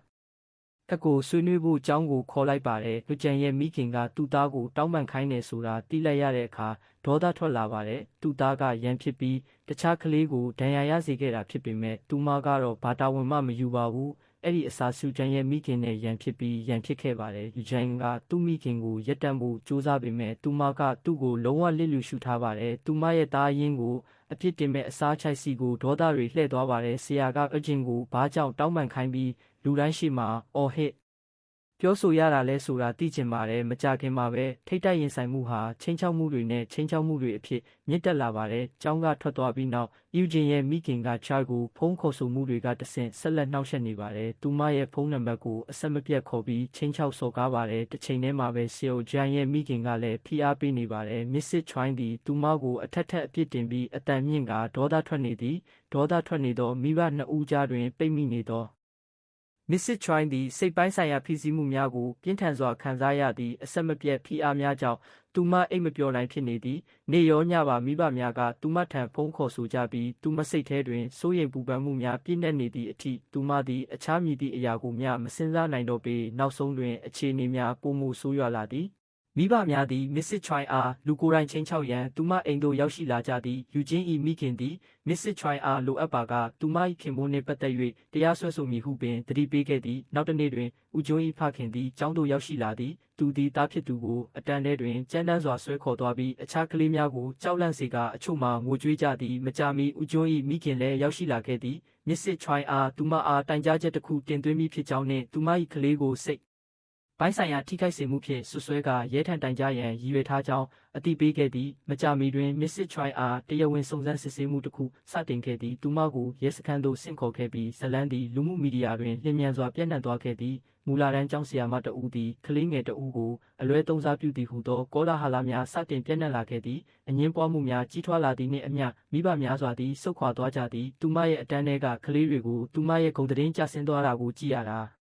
Miss Choi ရဲ့နှလုံးသားကိုကွဲကြေစေတဲ့လုံးဝစွန့်ပစ်ခံရပြီးစိတ်ရှုပ်ထွေးနေတယ်လို့ခံစားရတယ်။နောက်ဆုံးမှာသူမဘဝကိုအဆုံးသတ်ဖို့စဉ်းစားမိတဲ့အခြေအနေအထိရောက်သွားတဲ့တစ်ချိန်တည်းမှာပဲအဖောက်ဖွဲ့ကသူမရဲ့အမှုကိုအစကတည်းကစောင့်ကြည့်နေခဲ့တဲ့တရားမျှတမှုကိုပြန်လည်ရရှိဖို့စိတ်ပိုင်းဖြတ်ထားပြီးတပ်တွေအထောက်အထားတွေကိုဆက်လက်စုဆောင်းပြီးဆွဆွဲချက်တွေရဲ့နောက်ွယ်ကအမှန်တရားကိုစုံစမ်းစစ်ဆေးနေကြတဲ့တစ်ချိန်တည်းမှာပဲဟွာဂျင်က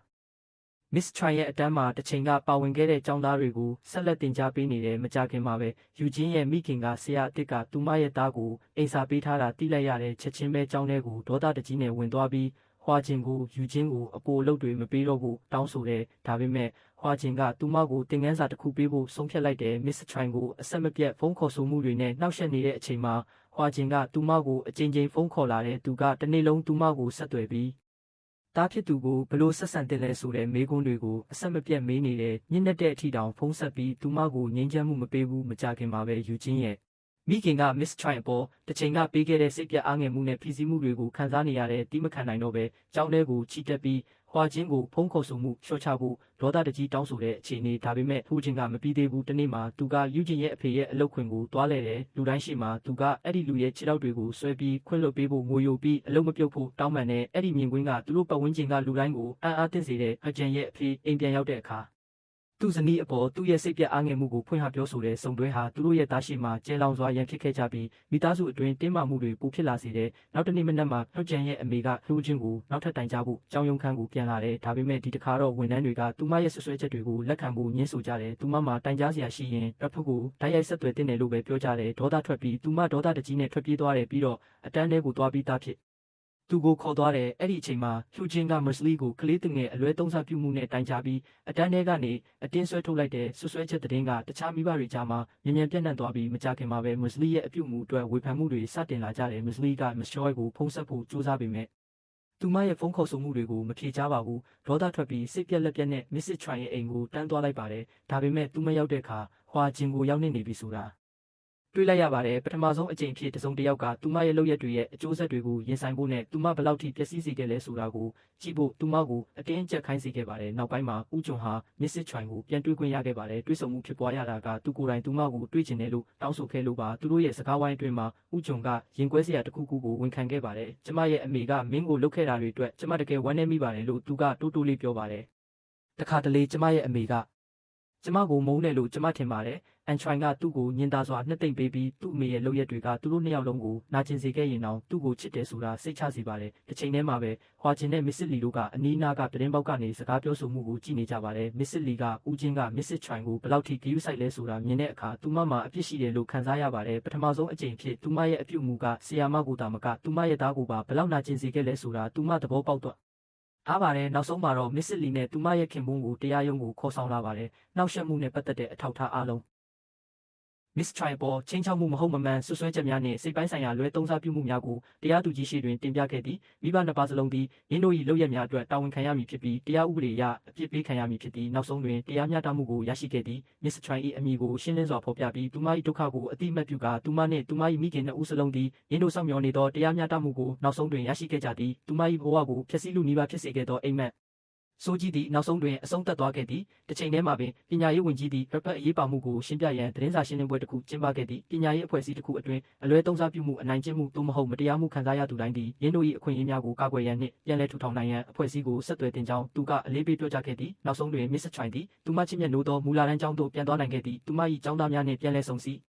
းပြီးနောက်သူမသည်အပြုံးဖြစ်တင် जा မှုကိုပြန်လည်စတင်ခဲ့ပြီးသူမ၏ဘဝကိုဖျက်ဆီးလူနီးပါးဖြစ်စေခဲ့သောအိမ်မက်ဆိုးကြီးမှလွတ်မြောက်ခဲ့သည်အခြားနေရာတွင်ဟွာဂျင်သည်ကွယ်လွန်သွားပြီဖြစ်သောဇနီး၏ဂျာနယ်ကိုဖတ်ရှုရင်းအချိန်ဖြုံးနေသည့်စာမျက်နှာများကိုလှမ်းလိုက်သောအခါသူမ၏ဝေဒနာနှင့်တရားမျှတမှုရရှိရန်သူမ၏အလွန်မင်းဆန္ဒကိုဆင်ခြင်သုံးသပ်သည်သူမ၏ဒုက္ခများအတွက်တာဝန်ရှိသောကျောင်းသားတစ်ချိန်ကဆရာချိုင်ကာဟွန်ကိုလေးစားပြီးဂယုစိုက်ခဲ့သည်ဟုပြောဆိုခဲ့သောယောက်ျားလေးတဦးကိုသူတတိယသည့်သူ့ရင်ထဲတွင်ပျောက်ဆုံးသွားသည့်အမတ်တရားတွေကိုတတိယနေချိန်မှာထုတ်ချင်းကိုဝင်ကြီးကောင်ကနှောက်ယှက်လိုက်ပြီးလူတော်များများကအပဟာကိုကြီးကိုတာလက်စားချေဖို့အတွက်ပဲရှိနေတယ်လို့တတိပေးပါတယ်အတိတ်ကိုလွတ်ချဖို့လိုတယ်လို့ဝင်ကြီးကပြောပါတယ်ဒီအဖွဲ့အစည်းကိုခမည်းရဲ့ဇနီးနဲ့ကျွန်တော်သမီးကြောင့်တည်ထောင်ခဲ့တာလို့လူတွေကထင်ကြပါတယ်အဲ့ဒီစိတ်ခံစားချက်တွေကခမည်းရဲ့ဆုံးဖြတ်ချက်တွေကိုထိန်းချုပ်ခွင့်မပေးသင့်ပါဘူးနောက်တစ်နေ့မှာအဖွဲ့သားတွေအတူတူမောင်းနေချိန်မှာထိတ်လန့်စရာမြင်ကွင်းတစ်ခုကိုမြင်တွေ့ခဲ့ရပါတယ်။အလဲတန်းចောင်းသားတော်များများဟာခိုးယူလာတဲ့ကားနဲ့လမ်းမတွေပေါ်မှာအရှိန်ပြင်းပြင်းမောင်းနေကြပါတယ်။ကားထဲမှာတော့ကြောက်လန့်နေတဲ့မိန်းကလေးတစ်ယောက်သူမရဲ့ဆန္ဒမပါဘဲဖမ်းဆီးခံထားရပါတယ်။ចောင်းသားတွေကသူမကိုကားခိုးယူပြီးနောက်ကားပေါ်အတင်းတက်ခိုင်းခဲ့ပါတယ်။အပအဖွဲ့ဟာချက်ချင်းဝင်ရောက်ဆွတ်ဖက်ဖို့ဆုံးဖြတ်ပြီးသူတို့ကိုလိုက်လံရှာဖွေပါတယ်။ရက်တက်မဲ့အစားចောင်းသားတွေဟာပိုပြီးပေါ်ဆလာကြပါတယ်သူတို့ဟာဟိုးချင်းရဲ့ကားကိုအရာဝတ္ထုတွေနဲ့ပြစ်ပေါက်ပြီးလူစီကားတဲ့နေရာတွေကိုအရှိန်ပြင်းပြင်းနဲ့မောင်းနှင်ပြီးပစ္စည်းတွေကိုပျက်စီးစေပြီးအရက်သားတွေကိုအန္တရာယ်ဖြစ်စေပါတယ်ကြီးမားတဲ့မတော်တဆမှုတစ်ခုစက္ကန့်ပိုင်းအတွင်းမှာပဲဖြစ်ပျက်ခဲ့ပေမဲ့ဟန်ရိုင်းကကပ်ပေးမဖြစ်ခင်မှာကားကိုရက်တက်နိုင်ခဲ့ပါတယ်ចောင်းသားတွေကိုရဲစခန်းကိုခေါ်ဆောင်သွားပြီးစုံစမ်းစစ်ဆေးသူတွေကမိန်းကလေးကိုဘာတွေဖြစ်ပျက်ခဲ့လဲဆိုတာမေးမြန်းခဲ့ပါတယ်ဒါပေမဲ့ယောက်ျားလေးတွေကသူမကိုချင်းချောက်ခဲ့လို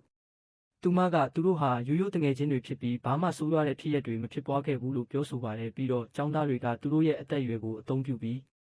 းသူတို့ဟာအရွယ်မရောက်သေးသူတွေဖြစ်ပြီးပြင်းထန်တဲ့တရားဥပဒေဆိုင်ရာအကျိုးဆက်တွေကိုရင်ဆိုင်ရနိုင်မှာမဟုတ်ဘူးလို့ညှင်းခုန်ပြီးဒိုင်းကျဲခဲ့ကြပါတယ်ရလက်အနေနဲ့သူတို့ကိုပြန်လွတ်ပေးလိုက်ပါတယ်ကံမကောင်းစွာပဲသူတို့လွတ်မြောက်လာတာနဲ့ပြဿနာရှာဖို့ပြန်လုပ်ကြပါတယ်ဘာမှမဖြစ်တယ်လို့ပဲကားတွေကိုခိုးယူပြီးဖျက်ဆီးနေကြပါတယ်အဖအဖွဲ့နဲ့ဝင်ကြီးကဒါကိုမြင်တဲ့အခါဝင်ကြီးကလုံလောက်ပြီလို့ဆုံးဖြတ်လိုက်ပါတယ်သူကနောက်တစ်နေ့မှာပြဿနာရှာသူ၄ယောက်တက်ရောက်တဲ့အရင်ချင်းအလဲတန်းကျောင်းမှာချက်ချင်းစစ်စီရေးတစ်ခုစတင်ဖို့အမိန့်ပေးလိုက်ပါတယ်။နောက်တနေ့မနက်မှာလှုပ်ချင်းကျောင်းကိုရောက်လာပြီးယောက်ျားလေး၄ယောက်နဲ့တွေ့ဆုံပါတယ်။တစ်ချိန်တည်းမှာပဲဟန်ရင်ကအတန်းထဲကတခြားကျောင်းသားတွေကိုအင်တာဗျူးလုပ်ပါတယ်ဟဲ့လို့ခေါ်တဲ့မိန်းကလေးတစ်ယောက်ကိုမြင်ဘူးလားလို့သူမကမေးပါတယ်။ကျောင်းသားတွေကကြောက်လန့်နေပုံရပါတယ်။သူတို့တစ်ခုခုကိုသိတယ်ဆိုတာထင်ရှားပေမဲ့ နိုင်ကျင့်သူတွေကိုစန့်ကျင်ပြောဆိုဖို့ကြောက်လွန်းနေပါတယ်။တစ်ချိန်တည်းမှာပဲဘောင်နဲ့ဟန်လွန်းတို့ဟာသူတို့ရဲ့သားကောင်ကိုဘယ်မှာဝတ်ထားလဲဆိုတာရှာတွေ့ဖို့မျှော်လင့်ချက်နဲ့ယောက်ျားလေး၄ယောက်ကိုတိတ်တိတ်လေးလိုက်သွားကြပါတယ်။နောက်ဆုံးမှာတော့သူတို့ဟာကြောက်စရာကောင်းတဲ့တွေ့ရှိချက်တစ်ခုကိုတွေ့ရှိခဲ့ပါတယ်။ဟန်ကိုတူလောင်ယုံတစ်ခုထဲမှာပိတ်လောင်ထားတာကိုတွေ့ရှိခဲ့ပါတယ်။သူမရဲ့ခန္ဓာကိုယ်မှာဒဏ်ရာတွေနဲ့ဖုံးလွှမ်းနေပြီးအရှိစွာအနိုင်ကျင့်ခံရတဲ့လက္ခဏာတွေကိုရှင်းရှင်းလင်းလင်းပြသနေပါတယ်။အဖွဲ့ကသူမကိုချက်ချင်းကယ်တင်ပြီးဘေးကင်းတဲ့နေရာကိုခေါ်သွားပါတယ်။အစပိုင်းမှာတော့သူမကညှင်းဆိုခဲ့ပါတယ်။စကားပြောပါအမှန်တရားကိုဖော်ထုတ်လို့တော့မျှော်လင့်ချက်ဖြစ်သူမ၏ကျောင်းလွယ်အိတ်ကိုရှာဖွေပြီးဆေးပြားများစွာကိုတွေ့ရှိခဲ့ကြသည်။ဆေးပြားများသည်ယောက်ျားလေးများကသူမအားတောက်သုံးရန်အတင်းအကျပ်စေခိုင်းခဲ့သောတရားမဝင်ပစ္စည်းများဖြစ်ပုံရသည်။နောက်ဆုံးတွင်ဟန်သည်သူမ၏ဇလံကိုပြောပြရန်တတိမွေးလိုက်သည်။သူမကျောင်းသို့ပထမဆုံးပြောင်းရွှေ့လာချိန်တွင်အခြားကျောင်းသားများကသူမ၏ရုပ်ရည်ကိုအဆက်မပြတ်ချီးကျူးကြသည်ဟုသူမကရှင်းပြသည်မင်းကအရန်လာတာပဲသူတို့ကသူမကိုမင်းကနာမည်ကြီးတယောက်လိုလှတယ်လို့ပြောကြလိမ့်မယ်ကိုလေးချိန်နဲ့လျှော့လိုက်ရင်ပိုလာသွားမှာပဲတနေ့မှာသူမရဲ့အတန်းကကောင်းလေးတယောက်ကဆေးပြားတွေနဲ့သူမစီချင်းကပ်လာတယ်သူမကိုပိုပိန်ပြီးဆွဲဆောင်မှုရှိအောင်ကူညီပေးလိမ့်မယ်လို့သူကပြောပါတယ်သူမကိုယုံကြည်စေရန်အတွက်သူဒီဆေးပြားတစ်ပြားကိုရေထဲတွင်ပျော်ဝင်စေပြီးတောက်ရန်အားပေးခဲ့သည်ထိုနေ့မှစ၍ကြောင်မီရှိကျောင်းသားတဦးကဟာယွန်းအားဆေးပြားများ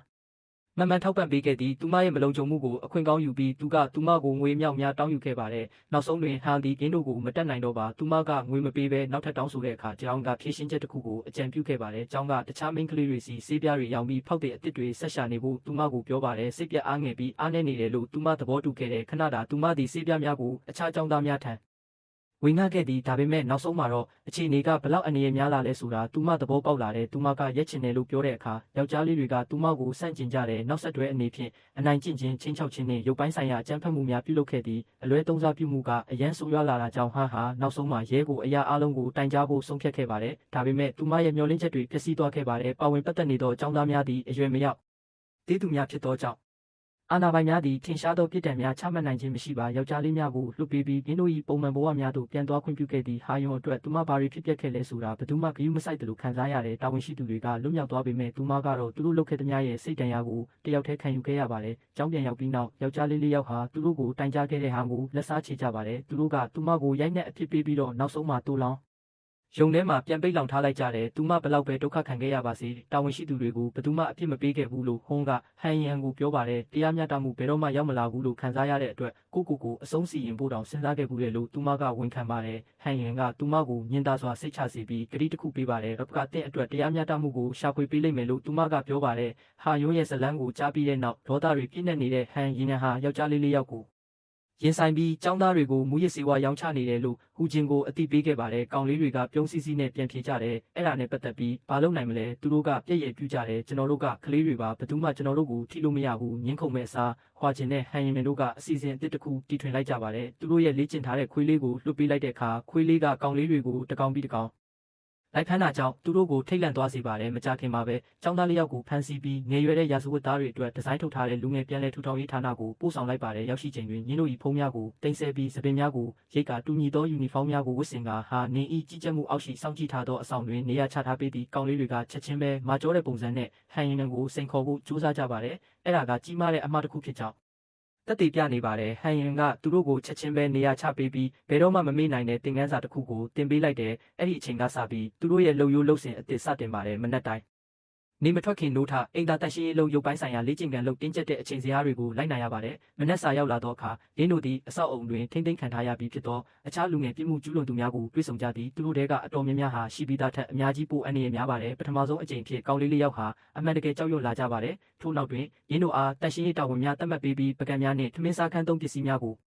စီကျော်ရန်အတင်းကျပ်ခိုင်းစီပါသည်ဒီနေ့မှာကောင်လေးတယောက်ကတိတ်ဆိတ်ငြိမ်သက်နေတဲ့အကျဉ်းသားတယောက်နဲ့အငင်းပွားပြီးသူ့ကိုအားနည်းတယ်လို့ယူဆပြီးရိုက်နှက်ဖို့ဆုံးဖြတ်လိုက်တဲ့တိုးတော်လဲဟွာချင်းကချက်ချင်းပင်အမှန်တရားကိုဖော်ထုတ်လိုက်ပြီးအန္တရာယ်မရှိပုံရတဲ့အကျဉ်းသားဟာတကယ်တော့တနိုင်ငံလုံးမှာနာမည်ဆိုးနဲ့ကြော်ကြားပါတယ်လွန်ခဲ့တဲ့နှစ်တွေတုန်းကသူဟာအတန်းဖော်တွေရဲ့အနိုင်ကျင့်မှုကိုအဆက်မပြတ်ခံခဲ့ရတဲ့နှစ်ပေါင်းများစွာနှိပ်စက်ညှဉ်းပန်းမှုကိုခံစားခဲ့ရပြီးနောက်ဆုံးတွင်သူ့ကိုနှိပ်စက်ခဲ့သောចောင်းသားတိုင်းကိုရိုက်နှက်တက်ဖြတ်ခဲ့သည်မီဒီယာတွေကသူ့ကိုလူသက်သမားဆိုတဲ့ကြောက်စရာကောင်းတဲ့နာမည်ပြောင်းပေးခဲ့ကြတယ်။ကောင်းလေးလေးယောက်ကသူဘယ်သူလဲဆိုတာသိသွားတဲ့အခါထိတ်လန့်သွားကြတယ်။အဲ့ဒီနေ့ကစပြီးသူတို့ဟာသူ့ကိုဖြစ်နိုင်သမျှရှောင်ကြပြီးသူ့အနားမှာရှိတိုင်းတိတိတတ်တာစိတ်လှုပ်ရှားလာကြတယ်။နောက်ပိုင်းမှာတော့အနိုင်ကျင့်လူသက်သမားဟာအကျဉ်းသားတွေတန်းရှင်းရေးလုပ်နေတဲ့ မိဖို့ကြောင့်သုံးပစ္စည်းတွေတဲကနေဓာတ်တစ်ချောင်းကိုတိတ်တဆိတ်ခိုးယူသွားပါတယ်။ကောင်လေးလေးယောက်ကအဲ့ဒါကိုမျက်မြင်တွေ့လိုက်ရတဲ့အစပိုင်းမှာသူတို့ကသူ့ကိုကင်းသမားတွေစီအကြောင်းကြားဖို့စဉ်းစားကြပေမဲ့အနိုင်ကျင့်လူသက်သမားကသူတို့ကိုကြည့်နေတာကိုသတိထားမိလိုက်တယ်။သူကသူတို့ကိုတည်ငြိမ်စွာချင်းချောက်ပြီးသူတို့တစ်ခုခုပြောရင်အဆောက်အဦထဲမှာအချိန်ကုန်တာကရှင်တန်နေတဲ့အိမ်မက်ဆိုးတစ်ခုဖြစ်လာလိမ့်မယ်လို့သတိပေးပါတယ်။ကောင်လေးတွေကချက်ချင်းပဲကြောက်လန့်ပြီးတိတ်ဆိတ်နေကြတယ်။တစ်ချိန်တည်းမှာပင်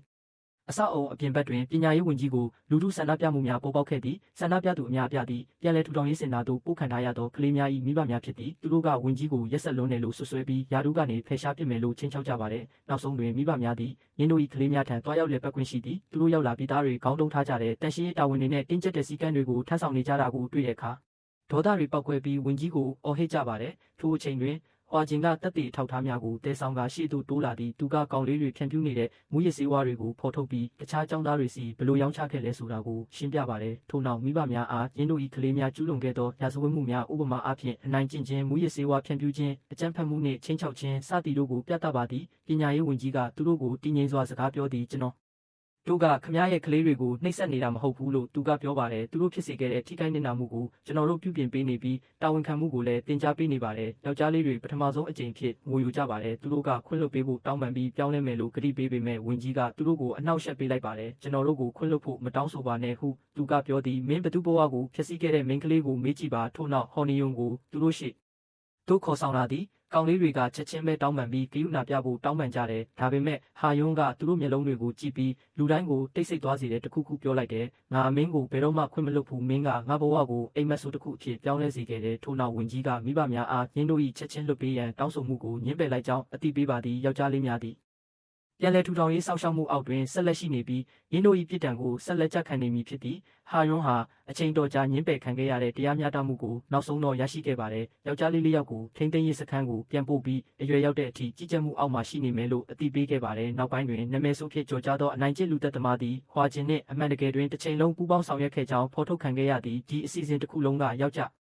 အားလေးတွေကိုခြောက်လန့်ပြီးဟာနဲ့တခြားသားကောင်တွေပေါ်ကြားရောက်စေခဲ့တဲ့ကြောက်ရွံ့မှုအကူအညီမဲ့မှုနဲ့ဒုက္ခတွေကိုခံစားရအောင်လုပ်ဖို့ရည်ရွယ်ပါတယ်ထို့အချိန်ကသူတို့ရဲ့လုပ်ရက်တွေရဲ့အကျိုးဆက်တွေကိုနားလည်စေခြင်းပြီးသူတို့ဖြစ်စေခဲ့တဲ့ဝေဒနာရဲ့လက်တွေ့အခြေအနေကိုရင်ဆိုင်စေခြင်းခဲ့တဲ့သို့သောအခြေအနေများသည်မကြာမီတွင်မမျှော်လင့်ထားသောအခြေအနေသို့ပြောင်းလဲသွားသည့်တနေ့တွင်အကျဉ်းထောင်ရှိအခြားအကျဉ်းသားတဦးသည်ဓာတ်တစ်ချောင်းကိုတိတ်တဆိတ်ရယူပြီးယောက်ျားလေးဦးအနက်တဦးကိုရုတ်တရက်တိုက်ခိုက်ခဲ့ရာတာဝန်ယူမှုဆိုင်ရာသင်ခန်းစာတစ်ခုဖြစ်ခဲ့သည့်အရာသည်အသက်အန္တရာယ်ရှိသောအခြေအနေတစ်ခုအဖြစ်သို့ပြောင်းလဲသွားခဲ့သည့်ထိတ်လန့်ဖွယ်ဖြစ်ရပေါ်ပေါက်လာသည့်နှင့်အမျှပြန်လည်ထူထောင်ရေးစင်တာသည်ကမောက်ကမဖြစ်သွားသည့်ချိန်ထဲမှာပင်ပညာရေးဝန်ကြီးနှင့်ရင်း၏အဖွဲ့သည်ကျောင်းသားများအကြားမူရစ်ဆေးဝါးလွဲသုံးစားမှုနှင့်လောင်ကစားမှုပြဿနာများတိုးပွားလာနေမှုကိုဆွေးနွေးရန်အစည်းအဝေးတစ်ခုကျင်းပပါသည်သူတို့ဆွေးနွေးနေတော့မှပဲလူတစ်ယောက်ကမျက်ရည်တွေနဲ့ရုံးခန်းထဲကိုရုတ်တရက်အပြေးလောဝင်လာပြီးအကူအညီတောင်းတယ်သူ့အခြေအနေကိုရှင်းပြတာကိုအဖွဲ့သားတွေနားထောင်ကြပါတယ်သူ့သားဟာလောင်ကစားဆွဲလန်းသွားတယ်လို့သူတို့ကိုပြောပြတဲ့တနေ့တွင်သူ့သားလောင်ကစားကြောင့်စုပုံလာသောအကျွေးကိုပြန်ဆက်ရန်တောင်းဆိုသည့်ဖုန်းခေါ်ဆိုမှုတစ်ခုလက်ခံရရှိခဲ့သည်မိသားစုကကောင်လေးကိုရင်ဆိုင်တဲ့အခါသူကဒေါ်လာ880သူမြတဆုံးရှုံးခဲ့ရတယ်လို့ဝန်ခံခဲ့ပါတယ်သူမိဘတွေထိတ်လန့်သွားကြတဲ့စိတ်ပျက်စရာတွေရှိနေပေမဲ့လည်းအကျွေးတွေကိုဆက်ပြီးနောက်ထပ်ဘယ်တော့မှလောင်ကစားမလုပ်တော့ဘူးလို့သူ့ကိုကတိပေးခိုင်းခဲ့ပါတယ်ကံမကောင်းစွာပဲကတိကမတီးခဲ့ပါဘူးကောင်လေးကလောင်ကစားပြန်လုပ်တော့ငွေကြေးပြဿနာတွေပိုဖြစ်လာတယ်သူ့အဖေဟာနောက်ဆုံးမှအကျွေးတွေနဲ့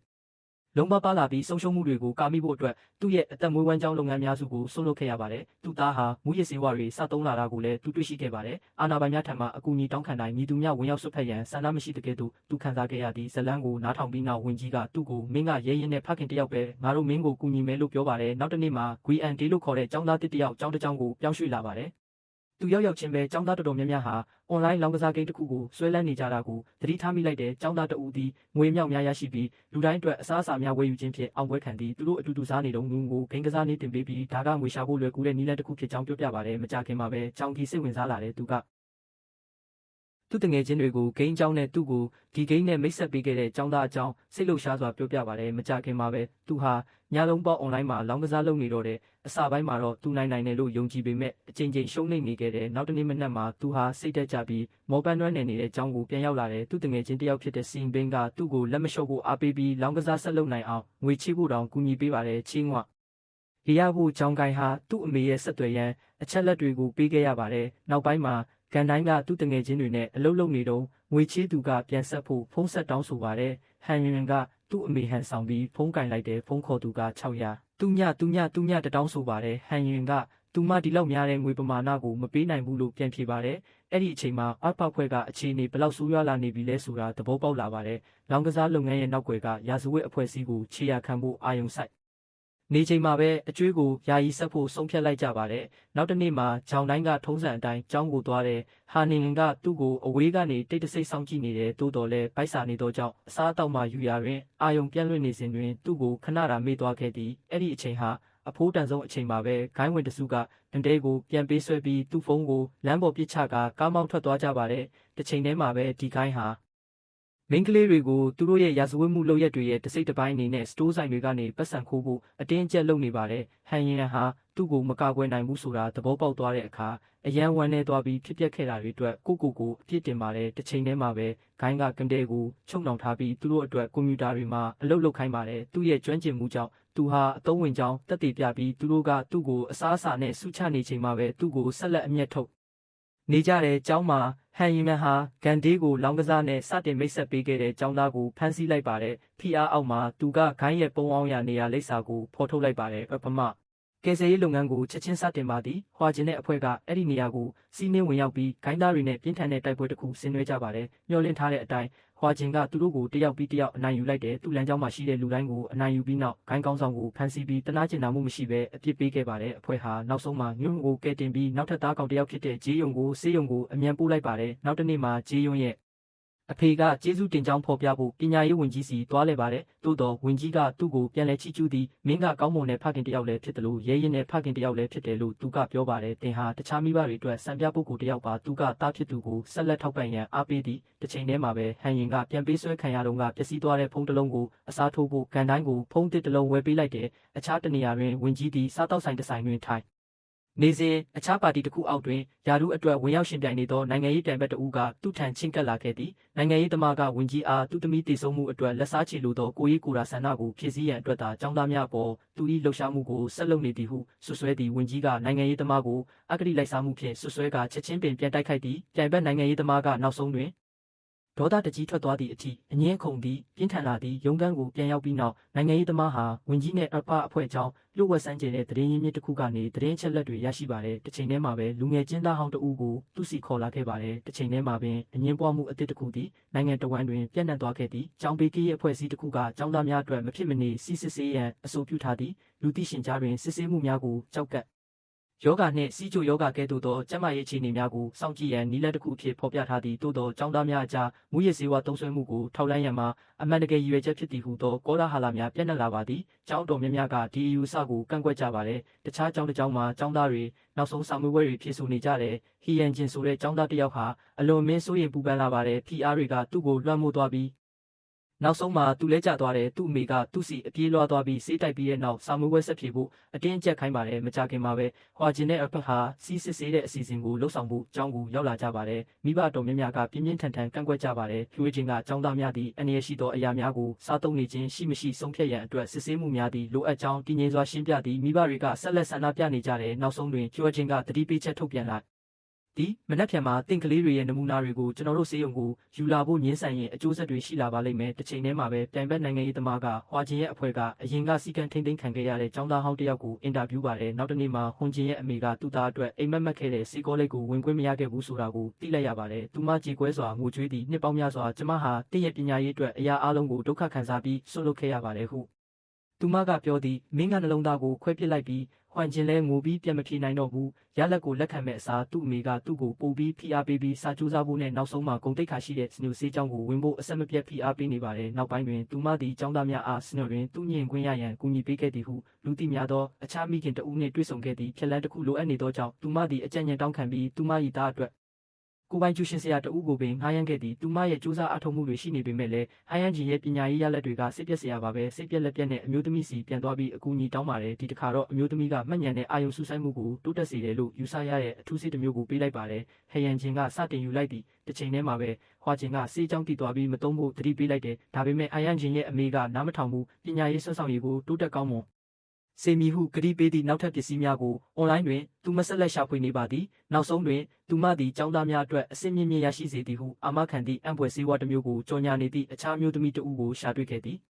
သူမသည်ထိုဆေးကိုဝယ်ယူပြီးတားဖြစ်သူအားပေးလိုက်သည့်အစာပိုင်းမှာတော့အလုပ်ဖြစ်ပုံရပါတယ် ဟွမ်ဂျင်ရဲ့အဆင့်တွေကတိတိတတ်တာတိုးတက်လာတဲ့သို့သောအောင်မြင်မှုသည်ကြောက်မက်ဖွယ်ကောင်းသောကုန်ကျစရိတ်ဖြစ်လာပါသည်လွတ်ပကစီးစစ်ဆေးမှုရလဒ်တွေကိုပြန်လည်သုံးသပ်တဲ့အခါဟွမ်ဂျင်ရဲ့ခန္ဓာကိုယ်ထဲမှာတရားမဝင်ပစ္စည်းတွေရဲ့အရေးအယောင်တွေကိုတွေ့ရှိခဲ့ပါတယ်ဟွာဂျင်နှင့်သူ့အဖွဲ့သည်မိသားစု၏အိမ်ကိုချက်ချင်းသွားကြသည်သူ့အမေကတကားဖွင့်ပေးဖို့ညှင်းဆန်တဲ့အဖွဲ့သားတွေဟာတခြားလမ်းကြောင်းကနေဝင်ရောက်ပြီးဟဲ့ရန်ကြအင်ကိုဆေးရုံကိုအမြန်ပို့ရပါတယ်။အဲ့ဒီမှာဟိုးဂျင်နောက်ဆုံးတော့ဒေါသတွေပောက်ကွဲထွက်သွားတယ်။သူကမိခင်ကိုရင်ဆိုင်ပြီးမိဘတယောက်အနေနဲ့သူမရဲ့တာဝန်တွေကိုလုံးဝပြက်ကွက်ခဲ့တယ်လို့ပြောပါတယ်။ဒီမှုရစ်စေးဝါးတွေနဲ့မင်းရဲ့သားကိုတောင်ဖျက်ဆီးပစ်တော့မလို့ပဲလို့သူကပြောတယ်။ဟဲယန်ဂျင်ရဲ့ရုပ်ပိုင်းဆိုင်ရာအတွင်းပြင်ကအဲ့ဒီအရာတွေကြောင့်ပြောင်းလဲစားပြုနေပြီးသူ့ရဲ့စိတ်အခြေအနေကလည်းအလင်းအမြန်ယိုယွင်းလာနေပါတယ်။သူဟာလုံးဝပျက်စီးလူနီးပါးဖြစ်နေပါပြီ။မိခင်ဖြစ်သူဘာလုပ်ခဲ့တယ်ဆိုတာနားလည်စေဖို့အတွက်ထင်ခြင်းကသားဖြစ်သူကိုပင်ပန်းနွမ်းနယ်စေတဲ့ဘဝပုံစံကိုတွေးကြုံခံစားဖို့အတင်းကျပ်ခိုင်းပါတယ်။သူမကသူ့ကိုနေတိုင်းလိုက်နာခိုင်းတဲ့တိကျတဲ့လေးလာခြင်းစရာကိုသူပြန်လဲဖန်တီးပြီးသူမကိုယ်တိုင်အဲ့ဒါကိုခံနိုင်ရရှိအောင်လုပ်ပါတယ်။နောက်ဆုံးမှာတော့ဟင်ဂျန်ဟာတင့်တော်တဲ့စေကူတာမှုခံယူပြီးတဖြည်းဖြည်းပြန်ကောင်းလာပါတယ်။တနေ့မှာသူ့အမေကသူ့ကိုဆေးရုံမှာသွားတွေ့တယ်။အဲ့ဒီအချိန်တောင်မှသူမကသူ့ကိုဆေးကြောင်းတက်ရမယ်လို့အတင်းအကျပ်ပြောနေတော့မယ်။ဒီတစ်ခါတော့ဟွမ်ဂျင်ကနောက်ဆုံးတော့သူ့ကိုယ်သူရက်တည်နိုင်ခဲ့ပါပြီမင်းဘဝကိုမင်းဖြတ်တန်းနိုင်တယ်လို့သူမကိုပြောပါတယ်ငါဥစ္စာငါအသက်ရှင်ပြီးထိုစကားများဖြင့်သူထွက်သွားတော့သည့်နောက်ပိုင်းတွင်ပညာရေးဝန်ကြီးကသတင်းစာရှင်းလင်းပွဲတစ်ခုထပ်မံပြုလုပ်သည့်နိုင်ငံတော်ဝန်ရှိကျောင်းသားအများပြားသည့်စွမ်းဆောင်ရည်မြင့်တင်ပေးသောမူရစ်စေဝါများနှင့်အန္တရာယ်ရှိသောပစ္စည်းများသုံးစွဲထားကြောင်းစစ်ဆေးတွေ့ရှိကြောင်းရင်းကထုတ်ဖော်ပြောကြားခဲ့သည်သူသည်မိဘများနှင့်ကျောင်းသားနှစ်ဦးစလုံးကိုအန္တရာယ်များအကြောင်းတတိပေးပြီးထိုကဲ့သို့သောမူရစ်စေဝါများဖြန့်ဖြူးသူမည်သူကိုမဆိုတင်းကျပ်သောအစီအမံများကြီးညာသည်ညီလာခံအပြီးတွင်ဟွာဂျင်သည်ဟွမ်ဂျင်၏စနစ်တွင်တွေ့ရှိရသောပစ္စည်းနမူနာများကိုစစ်ဆေးသည့်အံ့အားသင့်စရာကောင်းတာကကျွမ်းကျင်သူတွေကဒီဆေးဟာလုံးဝအသစ်အဆန်းမဟုတ်ဘူးလို့သူ့ကိုအသိပေးကြပါတယ်။တကယ်တော့လွန်ခဲ့တဲ့နှစ်အနည်းငယ်ကလေးကပြန့်နှံ့နေခဲ့တာပါပုံမူကြီးမားသောကွန်ရက်တစ်ခုပါဝင်ပတ်သက်နိုင်ကြောင်းသဘောပေါက်လာသောအခါဟွာဂျင်သည်ပုံမူကြီးမားသောစုံစမ်းစစ်ဆေးမှုတစ်ခုစတင်တော့မည်ဖြစ်ကြောင်းနားလည်သည့်ထို့နောက်ဇလန်းသည်ကျောင်းသားအများစုတက်ရောက်သည့်ကြီးမားသောလူထုဆန္ဒပြပွဲတစ်ခုသို့ပြောင်းလဲသွားပါသည်လူအုပ်ကြဤကအရွယ်မရောက်သေးသူရာဇဝတ်သားဟောင်းတဦးကိုလွှတ်ပေးရန်ကန့်ကွက်ဆန္ဒပြနေကြပြီးတရားမျှတမှုကိုတောင်းဆိုသည့်ကြွေးကြော်သံများကိုကြွေးကြော်နေကြသည့်အငင်းပွားမှုရဲ့ဗဟိုချက်မှာရှိတဲ့ကျောင်းသားဟာထွိုက်ကျော်ဖြစ်တယ်ဆိုတာမကြခင်မှာပဲကျွန်တော်တို့သိလိုက်ရပါတယ်သူဟာလွန်ခဲ့တဲ့နှစ်ကဘဝချင်းချစ်ခဲ့တဲ့ပညာရေးဝန်ကြီးရဲ့သမီးတည်ဆုံမှုမှာတာဝန်ရှိသူဖြစ်တဲ့ကောင်လေးပါပဲသူ့ရဲ့ကိုယ်ရေးကိုယ်တာခံစားချက်တွေရှိနေပေမဲ့လည်းဝန်ကြီးဟာဂူချီအိုရဲ့လွတ်မြောက်မှုကိုလက်ခံဖို့အတင်းအကျပ်ခိုင်းစေခံရပါတယ်သူကန့်ကွက်ပါကလူထုကသူ့ကိုပုဂ္ဂိုလ်ရေးလက်စားချေရန်အတွက်သာစေဖက်ဝင်အပင်ကိုအသုံးပြုသည်ဟုဆွဆွဲကြလိမ့်မည်တစ်ချိန်တည်းမှာပဲဟူဂျင်ဟာဂူချီအိုကိုစောင့်ကြည့်ဖို့နဲ့သူအခုတက်နေတဲ့အကြောင်းကိုစုံစမ်းစစ်ဆေးဖို့တာဝန်ပေးအပ်ခံရပါတယ်တနေ့မှာဂူချီအိုဟာစာသင်ခန်းထဲမှာကျောင်းသားတွေကိုအနိုင်ကျင့်နေတဲ့လူတစုကိုမြင်လိုက်ရတယ်သူတို့ဟာဘယ်သူမှသူတို့ကိုမတားဆီးနိုင်တယ်လို့ဟန်ဆောင်ပြီးအားနည်းတဲ့တငယ်ချင်းတွေကိုအဆက်မပြတ်နှောက်ယှက်ပြီးချင်းချောက်ကြပါတယ်အဲ့ဒီညနောက်ပိုင်းမှာကိုဟာစာသင်ခန်းထဲကိုတိတ်တိတ်လေးခိုးဝင်ပြီးအဲ့ဒီမှာဖွက်ထားတဲ့မူရစ်စေးဝါးတွေကိုပြန်ယူခဲ့ပါတယ်။နောက်တနေ့မနက်မှာဂွီအိုဟာမမျှော်လင့်ပဲပညာရေးဝန်ကြီးဌာနကိုရောက်လာပါတယ်။ဟာနင်ကသူ့ကိုမြင်တာနဲ့ချက်ချင်းဒေါသထွက်သွားပေမဲ့ဝန်ကြီးကအကူအညီလိုသူတိုင်းအတွက်ရုံးခန်းဖွင့်ထားကြောင်းအားလုံးကိုတည်ငြိမ်စွာသတိပေးပါတယ်။တိုင်ကြားချက်တစ်ခုတင်သွင်းလိုကြောင်းဂွာအိုကရှင်းပြသည်သူကတခြားသူတွေကိုအနိုင်ကျင့်နေတဲ့ចောင်းသားအုပ်စုတစုအကြောင်းတင်ပို့ပြီးစီရင်ကလို့ခေါ်တဲ့ကောင်လေးတယောက်ရဲ့ဓာတ်ပုံကိုပြပြီးစင်းဟာတားကောင်တွေကတယောက်ဖြစ်တယ်လို့ဆိုပါတယ်ဇလန်းကိုနားထောင်ပြီးနောက်ဟွာဂျင်သည်အမှုကိုကိုယ်တိုင်စုံစမ်းစစ်ဆေးရန်ဆုံးဖြတ်လိုက်ပြီးကီရဲ့အတိတ်ကြောင့်ဟာနင်ကကန့်ကွက်ပြီးရက်တန့်ဖို့ကြိုးစားပေမဲ့ဟူဂျင်ကနောက်မဆုတ်ပါဘူးနောက်တနေ့မှာဟွာဂျင်ဟာဂျူအွန်အထက်တန်းကျောင်းကိုရောက်ပြီးရှန်ကူနဲ့တွေ့ပါတယ်အင်တာဗျူးတွင်မှာစင်းကဘယ်သူမှသူ့ကိုအနိုင်ကျင့်တာမဟုတ်ဘူးလို့အခိုင်အမာပြောပြီးအရာအလုံးအဆင်ပြေတယ်လို့ပြောပါတယ်အနိုင်ကျင့်တယ်လို့ဆွဆွဲခံရတဲ့ចောင်းသားတွေစီဟူဂျင်ချင်းကပ်လာတဲ့အခါရှန်ကူကမမျှော်လင့်ပဲသူတို့ကိုပြင်းပြင်းထန်ထန်ကာကွယ်ပေးခဲ့တာကြောင့်တန်တရားဝင်စရာဖြစ်လာပါတယ်တစ်ချိန်တည်းမှာပဲဘုံကចောင်းသားတွေနောက်ကိုလိုက်ပြီးသူတို့အချိန်များစုကုံဆုံးတဲ့ဂိမ်းစင်တာကိုစုံစမ်းဖို့ကြိုးစားပါတယ်ကံမကောင်းစွာပဲကောင်လေးတယောက်ကသူ့ကိုမှတ်မိသွားပြီးအသုံးဝင်တဲ့အချက်လက်တွေမစုဆောင်းနိုင်ခင်ထွက်သွားဖို့ဖိအားပေးခံခဲ့ရပါတယ်ရဲစားဘုံကဟန်ရင်မန်ကိုလှုပ်ဝက်စွာဆီလွတ်လိုက်ပါတယ်ဟန်ရင်မန်ဟာအသွင်ပြင်းနဲ့လုံးဝပြောင်းလဲထားတဲ့ပုံစံကိုအသုံးပြုပြီးတန်တရားတွေမဖြစ်စေဘဲအဖွဲ့ထဲကိုခိုးဝင်သွားပါတယ်စုံစမ်းစစ်ဆေးနေတော့မှသူမဟာချီဝိုရဲ့အတန်ကိုတိတ်တဆိတ်မှတ်တမ်းတင်ခဲ့ပါတယ်ပြီးတော့ဘုံကအတန်သွင်းထားတဲ့အရာကိုသုံးပြီးဖုန်းထဲမှာသူ့ကိုအယောင်ဆောင်ပြီးကူးရဲ့ကိန်း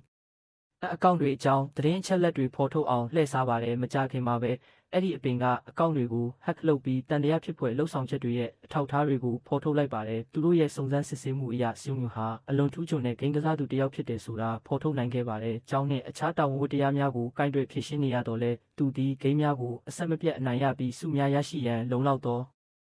အရေးချင်းရှိသည်ဒါပေမဲ့ဂိမ်းအကောင့်တစ်ခုရဲ့ပိုင်ရှင်ကငွေတွေထုတ်ယူသွားတာကိုတီးသွားတဲ့အခါစောင်းယူကိုချက်ချင်းအပြစ်တင်ပြီးကိုထိလက်ရောက်တိုက်ခိုက်ပါတယ်နောက်တစ်နေ့မှာဆိုင်းကူကသူ့အမေနဲ့အတူရှိနေတော့ချီဟိုနဲ့သူ့မိသားစုကနောက်ထပ်တိုင်ကြားချက်တစ်ခုတင်ဖို့ရောက်လာပါတယ်ဒီတစ်ခါတော့သူတို့ကရှီဟိုရဲ့ညီမစီမတင်လျော်တဲ့ဗီဒီယိုတွေပို့တယ်လို့ရှီယုံကူကိုဆွဆွဲပါတယ်ရှီယုံကူကသူဒီလိုမျိုးဘယ်တော့မှမလုပ်ခဲ့ဘူးလို့အခိုင်အမာပြောပေမဲ့ဘယ်သူမှသူ့ကိုမယုံကြဘူးပိုဆိုးတာကသူ့အမေကသူ့အကောင့်ထဲကငွေမြောက်များပျောက်သွားပြီးလောင်းကစားအတွက်အသုံးပြုခဲ့ပုံရတယ်ဆိုတာသိလိုက်ရတယ်။သူမပင်သားဖြစ်သူ၏အပြစ်ကင်းစင်မှုကိုတန်တရားဝင်လာသည်။သူ့ပတ်ဝန်းကျင်ကလူတိုင်းရဲ့ဆွန့်ပစ်ခံရတယ်လို့ခံစားရတဲ့စင်ဟာတယောက်တည်းထိုင်ပြီးမျက်ရည်တွေကျနေပါတယ်။အဲ့ဒီအချိန်မှာကွာအိုကသူ့စီချင်းကပ်လာတဲ့နှစ်ယောက်သားစကားပြောကြပြီးကွာအိုကအတိတ်ပဲရှိတဲ့တခုခုကိုတိုးတိုးလေးပြောလိုက်တယ်။ဒီအပင်ကလွန်ခဲ့တဲ့3နှစ်ကရှိနေခဲ့ရင်ကျွန်တော်ဘယ်တော့မှလူသက်သမားဖြစ်လာမှာမဟုတ်ဘူးသူ့စကားတွေကစုံရအပေါ်မှာနှက်ဆိုင်တဲ့ခံစားချက်တွေကိုပေးစွမ်းနေတယ်ပြီးတော့ယူအိုကသူ့ကိုဂရဘယုံကိုတိုက်ရိုက်ခေါ်သွားပြီးအဲ့ဒီမှာရှိတဲ့လူတွေကိုယုံကြည်ဖို့အားပေးပါတယ်ဒါပေမဲ့သူတို့ယုံမှရှိနေတော့ဂရဘဝန်ထမ်းတယောက်စိတ်အနှောက်အယှက်ဖြစ်စရာသတင်းနဲ့ရောက်လာပါတယ်ချီဟိုကဆွန်ကူကိုအနိုင်ကျင့်မှုနဲ့တရားဝင်တိုင်ကြားခဲ့ပါတယ်။တရားဝင်ကြားနာပွဲတစ်ခုကိုစီစဉ်ပေးပါသည်။တရားစွဲဆိုမှုတွေအတွင်းမှာချီဟိုကသူ့ကိုယ်သူတားကောင်ဖြစ်တရုပ်ဆောင်ထားပြီးစီယုံကူကသူ့ကိုယ်သူကာကွယ်ဖို့ရုန်းကန်နေရပါတယ်။နောက်ဆုံးတွင်ဆိုင်းကူကစကားဆပြောလိုက်သည်။သူဟာတလျှောက်လုံးအနိုင်ကျင့်ခံရသူဖြစ်ပြီးချီဟိုနဲ့သူ့တငယ်ချင်းတွေဟာသူတို့ရဲ့လောင်းကစားအလေးထားတွေကိုရန်ပုံငွေရှာဖို့သူ့ပတ်စံကိုအဆက်မပြတ်ခိုးယူခဲ့ကြတယ်လို့ရှင်းပြပါတယ်။ကံမကောင်းစွာပဲချီဟိုရဲ့ရှိနေကအရာအလုံးကိုလိမ့်ညာမှုတွေဖြစ်ပယ်ချလိုက်ပါတယ်သူကစွန်ကူကိုလောက်ကျန်တက်တဲ့ထောက်ထားတွေတောင်တင်ပြပြီးချီဟိုကိုထိခိုက်နေတာစေခဲ့တယ်ဆိုတဲ့ယူဆချက်အတွက်ငွေကြေးလျော်ကြေးတောင်းပါတယ်စေဖက်ဝင်ပင်အဖွဲ့ဒေါသထွက်နေကြတယ်နောက်ပိုင်းမှာဟွာဂျင်ကဝမ်းနည်းမှုနဲ့စိတ်ပြတ်အားငယ်မှုတွေကြောင့်တယောက်တည်းထိုင်နေတဲ့ရှုံးကူကိုတွေးလိုက်ရတဲ့အခါဟွာဂျင်ကတိတ်နေဖို့ပြောပါတယ်ထိုစကားများကြောင့်အားပေးမှုရပြီးနောက်ရှန်ရနောက်ဆုံးတွင်ပွင့်လင်းလာသည့်သူယုံကြည်ရတဲ့တငယ်ချင်းတွေကသူ့ကိုဘလို့တစ္ဆာဖောက်ခဲ့ကြတယ်သူစီကဘလို့ခိုးခဲ့ကြတယ်ပြီးတော့ဘလို့ချက်လဲခဲ့ကြတယ်ဆိုတာရှင်းပြပါတယ်သူအမှန်တိုင်းပြောဖို့ကြိုးစားတဲ့အခါသူ့မိသားစုတောင်သူ့ကိုမယုံကြဘူးလို့လည်းဝန်ခံပါတယ်ဟွာဂျင်ကရိုးရှင်းတဲ့အဖြစ်တစ်ခုမပေးခင်တေချာနားထောင်လိုက်တယ်မင်းကိုငါယုံကြည်တယ်ငါတို့ကမင်းကိုကူညီလိုက်မယ်တစ်ချိန်တည်းမှာပဲဟန်ယူနန်ကစစ်စင်ရေးရဲ့နောက်တစ်ဆင့်ကိုစတင်ပါတယ်သူမရဲ့လှုပ်ဝက်ပုံရိပ်အစ်စ်ကိုအသုံးပြုပြီးကျောင်းမှာဆင်းရင်သွင်းပြီးချီဟိုနဲ့သူ့တငယ်ချင်းတို့ဒီနဲ့ရင်းနှီးအောင်ကြောင်းပြောင်းကြောင်းသားတယောက်လိုဟန်ဆောင်ပါတယ်သူတို့နှစ်ယောက်တန်းထဲကလို့ချီဟိုကပြောတဲ့အခါချက်ချင်းပဲဖော်ရွေတဲ့အမှုအရာလုပ်ပြပါတယ်သို့တော်လည်းသူ့ရဲ့ဖော်ရွေမှုကအတုအယောင်ဖြစ်ပြီးတခြားလူတိုင်းလိုပဲသူမကိုအသုံးချပြီးချဲလဲဖို့ရည်ရွယ်ထားတယ်ဆိုတာမကြခင်မှာတိတာထင်ရှားလာပါတယ်ဟာနင်ကသူ့စူးစမ်းမှုတွေကိုလစ်လျူရှုပြီးသူမရဲ့မစ်ရှင်ကိုပဲအာရုံစိုက်နေပါတယ်သူ့ဖုန်းကို hotspot ကနေတဆင့်ချိတ်ဆက်တယ်လို့ဟန်ဆောင်ပြီးအဖွဲ့ရဲ့အကောင့်တွေကိုစေဖက်ဝင်ပင်တွေဝင်ကြည့်နိုင်အောင်ဝင်းတစ်ခုကိုတိတ်တဆိတ်ထည့်သွင်းလိုက်တယ်မကြခင်မှာပဲဘုံကသူတို့ရဲ့အကောင့်တွေကိုအောင်မြင်စွာ hack လုပ်ပြီးငွေကြေးမှတ်တမ်းတွေနဲ့ခိုးယူခံရတဲ့ငွေဒီတွေပါဝင်တက်တဲ့အထောက်ထားများစွာကိုဖော်ထုတ်ခဲ့ပါတယ်။သူ့ဖုန်းကိုဝင်ရောက်ကြည့်ရှုမိတဲ့အတွက်မိန်းကလေးအစ်စ်ကတာဝန်ရှိတယ်ဆိုတာချီဟိုသဘောပေါက်သွားတဲ့အခါသူမကိုတိုက်ခိုက်ဖို့ရည်ရွယ်ချက်နဲ့စာတင်ခန်းထဲကိုဒေါသတကြီးဝင်သွားပါတယ်။ဒါပေမဲ့သူဘာမှမလုပ်နိုင်သေးခင်မှာပဲဟန်ယီနန်ကသူ့ကိုအလွယ်တကူအနိုင်ယူလိုက်တယ်။သူမကသူ့ကိုအရန်ဆူဆူရွရွရိုက်နှက်နေတာကြောင့်သူပြန်မတိုက်ခိုက်နိုင်တော့ဘူး။ထို့နောက်သူမသည်အော်ဟစ်အကူအညီတောင်းရန်စတင်လေတော့သည့်ចောင်းသားတွေနဲ့ဆရာတွေဟာစာတင်ခန်းထဲကိုအပြလေးလောဝင်လာကြပြီးဟန်ရင်ကတိုက်ခိုက်ခံရတဲ့တားကောင်တယောက်လိုဟန်ဆောင်နေခဲ့ပါတယ်။အမှုအသစ်တစ်ခုကိုချက်ချင်းဖွင့်လှစ်ပါသည်။ထောင်ချောက်ကိုပိုခိုင်ပါစေဖို့အတွက်ဟန်ရင်မန်ကစေးရုံကဆင်းလာတဲ့ဒဏ်ရာရကျောင်းသူတယောက်လိုဟန်ဆောင်ခဲ့ပြီးချီဟိုကသူမကိုကိုထိလက်ရောက်ကျူးလွန်မှုနဲ့ဆွဆွဲခံရပါတယ်။ချီဟိုကသူမလိမ်နေတယ်လို့အခိုင်အမာပြောပြီးတကယ်တော့တားကောင်ကသူပဲလို့ပြောပါတယ်။စိတ်ပြက်လက်ပြက်နဲ့သူမကိုထပ်ပြီးတိုက်ခိုက်ဖို့ကြိုးစားပါတယ်အဲ့ဒီအချိန်မှာအမှန်တရားပေါ်လာပါတယ်ဟာနေဟာစေးဖက်ဝင်ပင်တွေကိုစုံစမ်းသူဖြစ်ပြီးစုံကူးမှာဖြစ်ပျက်ခဲ့တဲ့အမှန်တရားကိုဖော်ထုတ်ဖို့လုပ်ငန်းစဉ်တစ်ခုလုံးကိုလှုပ်ဆောင်ခဲ့တာဖြစ်ကြောင်းသူ့ကိုအတိပေးခံရပါတယ်အနီးနားမှာစုံကူနဲ့သူ့အမေကအရာအလုံးကိုကြည့်နေကြတယ်တရားမျှတမှုကိုနောက်ဆုံးတွင်လက်ခံရရှိသည်ကိုမြင်တွေ့လိုက်ရသောအခါနှစ်ဦးစလုံးစိတ်လှုပ်ရှားမှုများလွှမ်းမိုးသွားကြသည်ပြီးတော့ဟွာဂျင်ကချီဟိုကိုစုံကူရှိမှဒူးထောက်ပြီးတောင်းပန်ဖို့အတင်းအကျပ်လုပ်ပါတယ်သူကချဒီယိုကိုတက်တဲ့အထောက်ထားလိမ့်လေပြီးအခြေအနေကိုငွေနဲ့အမျက်ထုတ်ဖို့တမင်ကူညီပေးခဲ့တဲ့ရှေ့နေကိုလည်းရင်ဆိုင်ပါတယ်ဆောင်းတို့ရဲ့အပြစ်ကင်းစင်မှုကိုပထမဆုံးအကြိမ်ဖြစ်လူသိရှင်ကြားအတိအမှတ်ပြုလိုက်ပါတယ်ဘယ်သူမှယုံကြည်မှာမဟုတ်တဲ့အချိန်မှာသူ့ကိုယုံကြည်ပေးခဲ့တဲ့စေဖက်ဝင်အပင်အဖွဲ့တစ်ခုလုံးကိုစုံကူနဲ့သူ့အမေရမ်းပျော်နေကြတယ်နောက်ဆုံးအနေနဲ့ကားချော့ကဝါဂျင်ကိုလည်းကိုယ်တိုင်ကျေးဇူးတင်ရှိပါတယ်အတိတ်မှာဖြစ်ပျက်ခဲ့တာတွေအားလုံးရှိနေပေမဲ့လည်းဝါဂျင်ကသူ့ရဲ့တောင်းဆိုချက်ကိုနားထောင်ပြီးစီယန်ကူရဲ့အမှုကိုတရားမျှတစွာစုံစမ်းစစ်ဆေးဖို့ရွေးချယ်ခဲ့ပါတယ်ကျူးကျော်အတွက်ကတော့ဒါဟာစေဖက်ဝင်ပင်တွေဟာအပြစ်မဲ့သူတွေကိုကာကွယ်ဖို့ကိုရေးကိုတာအမျိုးတေးတွေကိုဖြည့်ဆည်းဖို့ဒါမှမဟုတ်လက်စားချေဖို့မဟုတ်ပဲတကယ်တည်ရှိနေတယ်ဆိုတဲ့တက်တည်ပါပဲအဲ့ဒီညမှာပဲနောက်ထပ်ပင်မနွမ်းနယ်တဲ့နေ့တစ်နေ့အပြီးမှာဝါဂျင်နဲ့ပညာရေးဝန်ကြီးတို့နောက်ဆုံးတော့အိမ်ပြန်ရောက်လာကြပါတယ်花ချင်းတယောက်ထဲလမ်းလျှောက်နေတော့စစ်လိတ်တောက်ဖို့ရည်ရွယ်ချက်နဲ့ secret တလိတ်ကိုလှမ်းယူလိုက်တယ်ဒါပေမဲ့သူ့ရဲ့ကွယ်လွန်သွားပြီဖြစ်တဲ့ချစ်သူဂါယွန်းသူ့ကိုပြောဖူးတဲ့တစ်ခုခုကိုရုတ်တရက်သတိရသွားတယ်သူမနဲ့သူမ၏ဖခင်နှစ်ဦးစလုံးသည်စစ်လိတ်တောက်ခြင်းနှင့်အရက်တောက်ခြင်းကိုအမြဲဆန့်ကျင်ခဲ့ကြပြီးထိုအကျင့်များကိုရှောင်ကျဉ်ရန်အဆက်မပြတ်တိုက်တွန်းခဲ့ကြသည်သူမစကားများကိုသတိရပြီး Fortune Secret ကိုတိတ်တဆိတ်ငြိမ့်တက်လိုက်သည်တစ်ချိန်တည်းမှာပင်ဝင်ကြီးသည်သူ့အိတ်ခမ်းသို့ရောက်သောအခါသူ့စိတ်ခံစားချက်များကိုမထိန်နိုင်တော့ပေမှောင်မိုက်ထဲတွင်တယောက်တည်းရှိနေစဉ်သမီးဖြစ်သူကိုမြင်မြလွမ်းဆွနေသည်ကိုတွေးပြီးမျက်ရည်ကျလာသည်အခြားတနေရာမှာတော့ချီဟိုဟာဒေါသတွေနဲ့ပြင်းထန်နေစေဖြစ်ပြီးဂူးကိုရင်ဆိုင်ဖို့သွားခဲ့ပါတယ်ဒါပေမဲ့မကြခင်မှာပဲကိုဟာချေရော့ကိုအရေးထဲကနေချဲလဲနေခဲ့သူဖြစ်တယ်ဆိုတာရှင်းရှင်းလင်းလင်း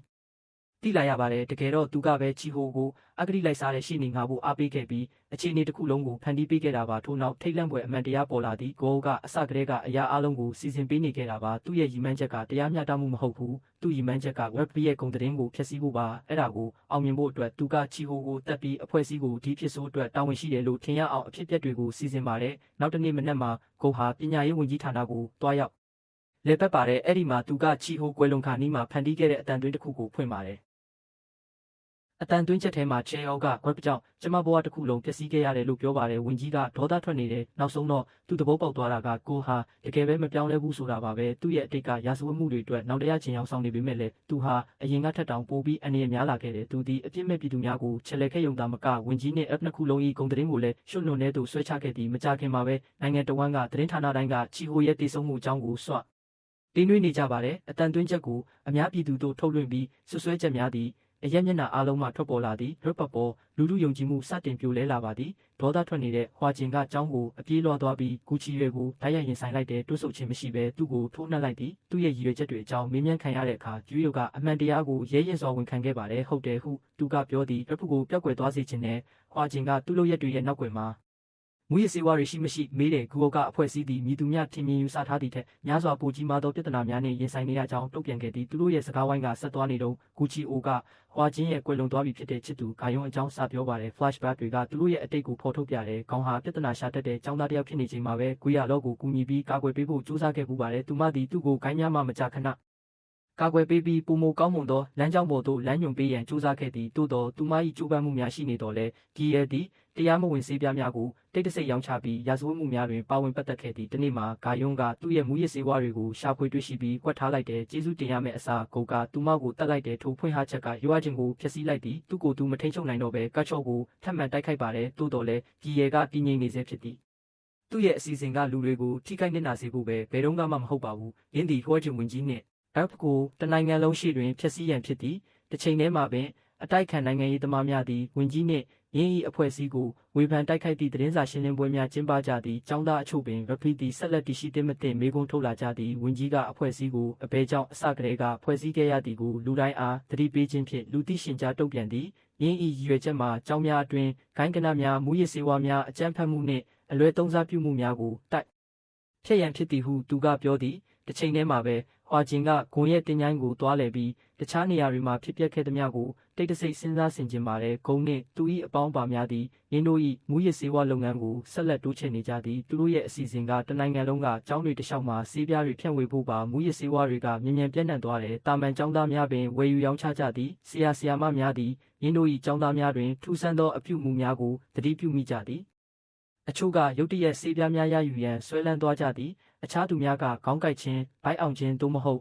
အခြားယောဂများရှိသည်ဟုဆိုကာအတန်းမှအထက်ထက်ထွက်ခွာကြသည်မူရစ်စေဝါတွေဟာတစ်ကြောင်းကနေနောက်တစ်ကြောင်းကိုတိတ်တိတ်ဆိတ်ဆိတ်ပြန့်နှံ့နေပါတယ်ရှုပ်ထွေးမှုတွေကြားမှာဟွာချင်းကိုတိတ်တဆိတ်ဆက်သွယ်ပြီးအရေးကြီးတဲ့အချက်လက်တွေရှိတယ်လို့ပြောပြလိုက်တဲ့ကံမကောင်းစွာပဲဂိုင်းကစီယုံကူကအဖုကိုကူညီပေးနေတယ်ဆိုတာ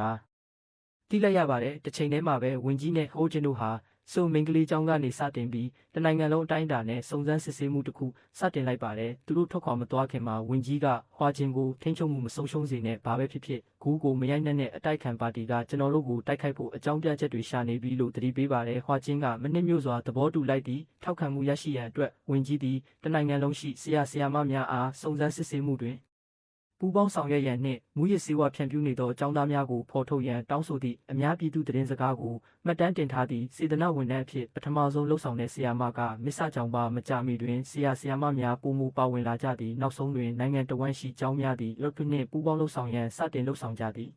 တစ်ချိန်တည်းမှာပဲဟန်ရင်မြန်နဲ့သူ့လက်တွဲဖော်ဟာចောင်းသားတွေဖြစ်လှုပ်ဝက်လှုပ်ရှားကြပြန်ပါတယ်သူတို့ရဲ့စုံစမ်းစစ်ဆေးမှုကသူတို့ကိုစေဝါအသစ်ရဲ့နမူနာအများပြားစီဦးတည်စေပါတယ်ဝင်ကြီးကချက်ချင်းပဲသတင်းစာရှင်းလင်းပွဲတစ်ခုကျင်းပပါတယ်ရဖတ်သည်စစ်စင်ရေးဤနောက်ွယ်မှလူကိုဖော်ထုတ်ပြီးဖြစ်ကြောင်းသူကကြေညာသည်ကိုသည်ကီနိုအထက်တန်းကျောင်းတွင်တက်ရောက်နေသောကျောင်းသားတဦးဖြစ်သည်သတင်းကအလင်းအမြန်ပြန့်နှံ့သွားပါတယ်တနိုင်ငံလုံးရှိကျောင်းသားများသည်ဝင်ကြီး၏ကြေညာချက်ကိုကြည့်ရှုပြီး